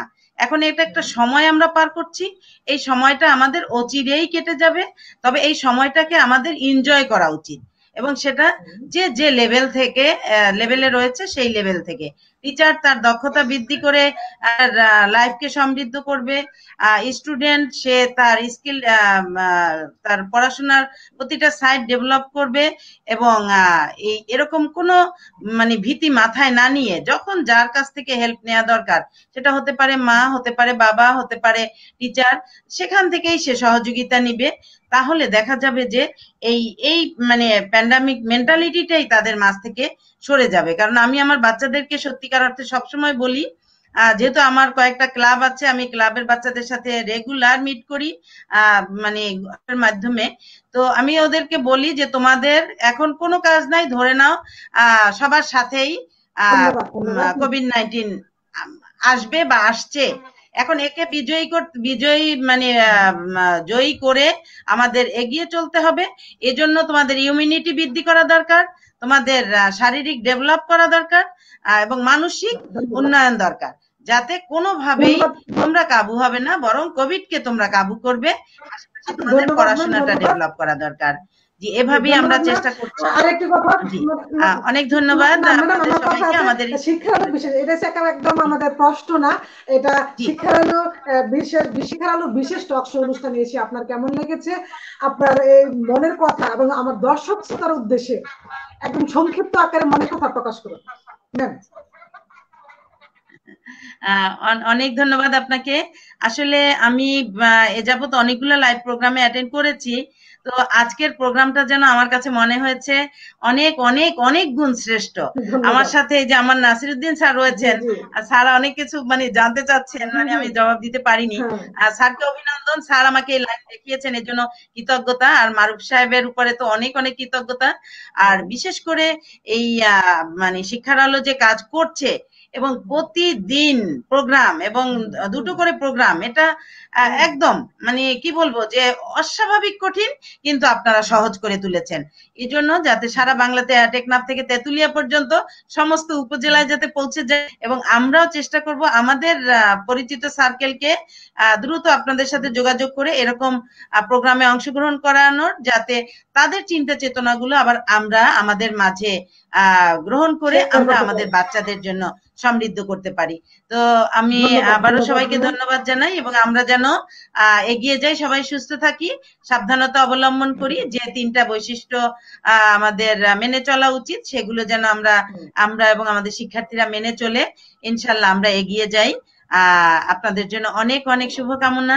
ভালো থাকবেন, আমাদের জন্য দোয়া করবেন, আমাদের প্রতিষ্ঠানের জন্য এবং সন্তানদের জন্য দোয়া করবেন। আর আমার ওয়াহিদুজ্জামান স্যার এবং আলাউদ্দিন স্যার, আমার নুরনাহার আপা কে অনেক অনেক মোবারকবাদ। আর বিশেষ করে আমি এখন ফুল থাকতে ফুল দিয়ে বরণ করতাম আমার আপাকে, যেহেতু উনি 100তম ক্লাস পার করেছেন, এটা বিশাল অ্যাচিভমেন্ট আমাদের জন্য। আপনার জন্য অনেক অনেক দোয়া রইল, এবং আপনি আরো এগিয়ে যাবেন, আমি আশাবাদী। সবাই ভালো থাকবেন। আসসালামু আলাইকুম ওয়া রাহমাতুল্লাহ। ধন্যবাদ, ধন্যবাদ। আপনি আমাদের সঙ্গেই থাকুন ম্যাম। এই পর্যায়ে আমি যাচ্ছি আমাদের মাহমুদুল হক স্যার। স্যার, শেষ, এটা প্রশ্ন না, আমাদের আজকে শিক্ষার আলোর বিশেষ টক শোতে এসে আপনার কেমন লেগেছে, আর আপনার আমার দর্শক শ্রোতার উদ্দেশ্যে, আমার শিক্ষার্থীর উদ্দেশ্যে সংক্ষিপ্ত আকারে আপনার মনের কথা প্রকাশ করুন স্যার।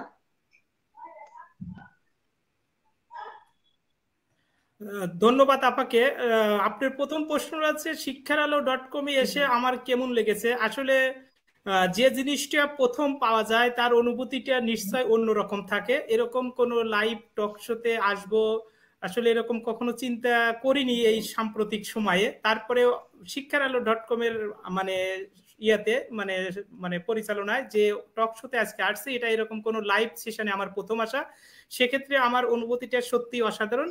শিক্ষারালো.com-কে আমার অন্তরের অন্তঃস্থল থেকে আন্তরিক ধন্যবাদ এবং কৃতজ্ঞতা প্রকাশ করছি। অসাধারণ লেগেছে, এক কথায়, এর চেয়ে বেশি কিছু বলবো না, কারণ এটাই আমার জীবনের প্রথম। ধন্যবাদ স্যার, ধন্যবাদ স্যার, ধন্যবাদ। দোয়া রাখবেন যেন শিক্ষার জন্য, শিক্ষার্থীদের জন্য কিছু করতে পারে। দ্বিতীয় প্রশ্ন হচ্ছে শিক্ষার্থী অভিভাবকদের উদ্দেশ্যে। আমি যেটা বলবো যে পৃথিবীতে যত প্রাকৃতিক দুর্যোগ এসেছে শেষ পর্যন্ত কিন্তু মানুষই জয়লাভ করেছে। কোনোদিন মানুষ কিন্তু পরাজিত হয়নি, কিন্তু সেটা সময়ের ব্যাপার, সময় লেগেছে। কোনো কিছু লোকসান হয়েছে বা ক্ষতি হয়েছে, সর্বশেষ মানুষ জয়লাভ করেছে। সৃষ্টিকর্তার প্রতি কৃতজ্ঞতা প্রকাশ করে বলছি আমরাও ইনশাল্লাহ জয়লাভ করব। এই মুহূর্তে আমাদের মানসিক যে দিক, সেই আমাদের মনকে পরিবর্তন করতে হবে সময়ের প্রয়োজনে। ওই জহির রায়হানের একটা গল্প পড়ছিলাম যে সময়ের প্রয়োজনে আমাকে লড়তে হবে, সময়ের প্রয়োজনে আমাদেরকে লড়তে হবে। তো আমাদের এই মুহূর্তে আমাদের ছাত্র, শিক্ষক, অভিভাবক এবং শিক্ষা সংশ্লিষ্ট যত কর্মকর্তা আছে, সময়ের প্রয়োজনে নিজেকে মানিয়ে নিয়ে আমাদের সামনে আগাতে হবে। আমরা কখনোই আমাদের ভয় ভীতিকে সম্বল করা যাবে না। যে কোনো প্রাকৃতিক দুর্যোগ আসতেই পারে, সৃষ্টিকর্তা এটা মানে তার পবিত্র কোরআনেও ঘোষণা করেছে যে আমি বিভিন্ন সময়ে বিভিন্ন প্রাকৃতিক দুর্যোগ দিয়ে আমি মানুষকে পরীক্ষিত করি। যতক্ষণ তারা ধৈর্য সহকারে থাকবে ততক্ষণ আল্লাহ পাক আমাদের সাথে থাকবে। তো আমরা অভিভাবক এবং ছাত্রদের উদ্দেশ্যে একটাই বলবো যে সময়ের প্রয়োজনে নিজেকে পরিবর্তন করব এবং যার যার সামর্থ্য অনুসারে অনলাইন ক্লাসের সাথে নিজেকে সম্পৃক্ত করব। সামাজিক যোগাযোগ মাধ্যম ফেসবুক বলি, ইউটিউব বলি, তার যে ভালো দিকটা আছে সেই দিকটা আমরা গ্রহণ করব। আর স্যার একটু আগে বললেন যে বাচ্চাদের কোনো মানসিক পরিবর্তন আসছে কিনা, গত 2 দিনে আমার 2টা অভিজ্ঞতা, 2জন অভিভাবক, একটা ফোনে একটা ডাইরেক্ট আমার সাথে এসে, যে ইদানিং দেখছি বাচ্চা বেশি মোবাইল ব্যবহার করছে। আপনি একটু বলেন যে যে ক্লাসটা যে সময় তার বাইরে যেন মোবাইল ব্যবহার না করে। বললাম জি আমি এটা অবশ্যই বলবো, এটা আমাদের দায়িত্ব। আরেকজন অভিভাবক কাল বললেন ছেলে 9ম শ্রেণীতে পড়ে, ইদানিং আমার সাথে একটু মানে খারাপ সময় যাচ্ছে। কেন? সেদিন হঠাৎ করে একটু পড়তে বসাছিলাম, ও পারে নাই, আমি একটা মার দিয়েছিলাম, ডাইরেক্ট বললেন। তো ওর মা তাৎক্ষণিকভাবে এসে আমাকে সাপোর্ট না দিয়ে বাচ্চাকে বলে আমাকে আর ওখান থেকে সরিয়ে দিয়েছে যে যাও তুমি এরকম করে ছেলের গায়ে হাত তুললা কেন। তে বললাম যে আপনি যে কাজটা করেছেন এই মুহূর্তে এটা ঠিক হয়নি, প্লাস ওর মা যেটা করেছে সেটাও ওই সময় ঠিক হয়নি, বরঞ্চ তখন আপনার পক্ষ নিয়ে ছেলেকে সান্ত্বনা দেওয়া লাগতো। যে এই যে অবস্থাগুলো সবাই আমাদের ধৈর্য ধারণ করতে হবে, সবাইকে ধৈর্য ধারণ করতে হবে। ধন্যবাদ। জি স্যার, ধন্যবাদ। ধন্যবাদ স্যার, আপনাকে অসংখ্য ধন্যবাদ। আমাদের সঙ্গে থাকেন। আমি এই পর্যায়ে যাচ্ছি আমাদের পাবনা মাধ্যমিক শিক্ষা অফিসার, আমাদের যে শিক্ষা পরিবারের অভিভাবক স্যার জনাব মোহাম্মদ ওয়াহিদুজ্জামান স্যার, আমাদের আজকে শিক্ষার আরো বিশেষ টক শো অনুষ্ঠান আপনার কেমন লেগেছে? আপনার আমার দর্শক শ্রোতার উদ্দেশ্যে, শিক্ষার্থীর উদ্দেশ্যে আপনি গুরুত্বপূর্ণ মতামত প্রকাশ করুন স্যার। ধন্যবাদ। সঞ্চালনা যিনি করছেন আমাদের প্রিয় আপা, আমরা অনেকক্ষণ ধরে আপনার সাথেই আছি, খুব ভালো লাগছে। আর যারা আমাদের এই অনুষ্ঠানটি দেখছেন তাদেরকে অসংখ্য ধন্যবাদ। আমি প্রথমে ধন্যবাদ দিচ্ছি প্রথম আলো শিক্ষা.com এর পরিবার পক্ষ থেকে যে সময় উপযোগী একটি আলোচনার বিষয় নিয়ে এসেছেন তারা আজকে এই আলোচনায়। আমরা চেষ্টা করেছি আমাদের অভিজ্ঞতার আলোকে সে প্রশ্নগুলো উত্তর দেওয়ার জন্য। আমি অভিভাবকদের বলবো আপনারা ধৈর্য ধরেন, শিক্ষার্থীদের বলবো প্রিয় শিক্ষার্থী তোমাদের তারুণ্যকে ধরে রাখো, তোমরা তারুণ্যকে ধরে রাখো এবং তোমাদের মনকে সতেজ রাখো এবং জেনে রাখো যে এই অবস্থাটি থাকবে না, নিশ্চয়ই আমরা এটা ওভারকাম করতে পারবো ইনশাল্লাহ। আর এই সাময়িক যে সমস্যাটি, এই সমস্যাটিকে আমাদের সময়ে আমাদের নিজেদের প্রয়োজনে এটাকে মোকাবেলা করতে হবে। এমন ভাবে এটা কি খুব ক্ষতিগ্রস্ত হয়ে গেলাম, খুব বেশি হয়ে গেলাম, এটা আহাজারি করার কোনো প্রয়োজন নেই। সারা বিশ্বব্যাপী এই বিষয়টি চলছে, সুতরাং আমাদেরকে মানসিক প্রস্তুতি নিয়েই এগোতে হবে এবং আমরা পড়াশোনার মধ্যে থাকতে চাই, পড়াশোনা নিয়ে বাঁচতে চাই, পড়াশোনাকেই আমাদের জীবনের সর্বোচ্চ বিষয় হিসেবে অগ্রাধিকার দিতে চাই। প্রিয় অভিভাবক, প্রিয় শিক্ষার্থী, আজকের এই অনুষ্ঠানের সাথে যারা যুক্ত আছেন সবাইকে আরো একবার ধন্যবাদ এবং কৃতজ্ঞতা জ্ঞাপন করছি। ধন্যবাদ সবাইকে। আসসালামু আলাইকুম। ধন্যবাদ স্যার। প্রিয় সুধী, আমরা আমাদের অনুষ্ঠানের প্রায় শেষ প্রান্তে চলে এসেছি। আমি ধন্যবাদ জানাচ্ছি আমাদের আজকের 3জন গুণী অতিথিগণদের আপনাদের যুক্তিসঙ্গত আলোচনার জন্য, আপনাদের মূল্যবান সময় আমাদের আজকে শিক্ষাআলো.com এ দেওয়ার জন্য। সুন্দর সুন্দর কথা বলেছেন, শিক্ষার মান উন্নয়ন নিয়ে কথা বলেছেন, আপনাদের গুরুত্বপূর্ণ পরামর্শ আমাদেরকে দিয়েছেন। আমি আপনাদেরকে অসংখ্য ধন্যবাদ জানাচ্ছি। আমার আজকে 3জন অতিথিদেরকে আমি অসংখ্য, আমার অন্তঃস্থল থেকে অসংখ্য ধন্যবাদ জানাচ্ছি। প্রিয় দর্শক শ্রোতা, আপনাদের আমি ধন্যবাদ জানাচ্ছি আপনারা আমাদের সঙ্গে শেষ পর্যন্ত থাকার জন্য। আপনাদের অনেক গুরুত্বপূর্ণ মতামত আমাদের সঙ্গে শেয়ার করেছেন, অনেক প্রশ্ন আমাদের সাথে শেয়ার করেছেন, আমার অতিথিবৃন্দদের সাথে শেয়ার করেছেন। আপনারা ধন্যবাদ। আমি আপনাদেরকে শেষ পর্যন্ত ধন্যবাদ দিব, কারণ কি শেষ পর্যন্ত ছিলেন, তাই শেষ পর্যন্ত আপনাদেরকে আমি আবারও আমার প্রাণঢালা অভিনন্দন জানাচ্ছি আমাদের শিক্ষাআলো.com বিশেষ টক শো অনুষ্ঠানে। প্রিয় দর্শক শ্রোতা, আপনারা সবসময় আমাদের শিক্ষাআলো.com পেজে চোখ রাখুন। আমরা বাংলাদেশের বিভিন্ন জেলা থেকে আজকের মতো এরকম গুণী দক্ষ কর্মকর্তা এবং শিক্ষক মন্ডলী নিয়ে হাজির হয়ে যাব যে কোনো প্রোগ্রামে, যে কোনো অনুষ্ঠানে। আমার প্রিয় দর্শক শ্রোতা আপনারা সুস্থ থাকুন, ভালো থাকুন, স্বাস্থ্যবিধি মেনে চলুন। আর আমার অতিথি মন্ডলী আপনারা সুস্থ থাকবেন, ভালো থাকবেন, সবাই স্বাস্থ্যবিধি মেনে থাকবেন। আর আমরা সবাই সবার জন্য দোয়া করবো যাতে আমরা সবাই ভালো থাকি। আর আমাদের এই করোনাকালীন এই যে এখন বর্তমান অবস্থা সুস্থ না, আমরা এই কামনা আমরা কামনা করছি আমাদের পরিবেশ যেন দ্রুত সুস্থ হয়ে যায়, সেই কামনা আমরা সবাই করব। আর সবাই সবার জন্য দোয়া করব। আর আমার প্রিয় দর্শক শ্রোতা, একটি অনুষ্ঠানের মূল হলো আমার দর্শক শ্রোতা। আমার দর্শক শ্রোতারা আমাদের সঙ্গে আছেন, সঙ্গে থাকবেন সে আশা করছি। আর সামনে আমাদের যে কোনো প্রোগ্রাম হবে আপনারা আমাদের সঙ্গে থেকে আমাদেরকে উৎসাহ দিবেন লাইক এন্ড কমেন্টস এর মাধ্যমে। সেই পর্যন্ত ভালো থাকুন, আল্লাহ হাফেজ। বিদায় নিচ্ছি আমি লিপি ম্যাম, সবাই ভালো থাকুন, বিদায়।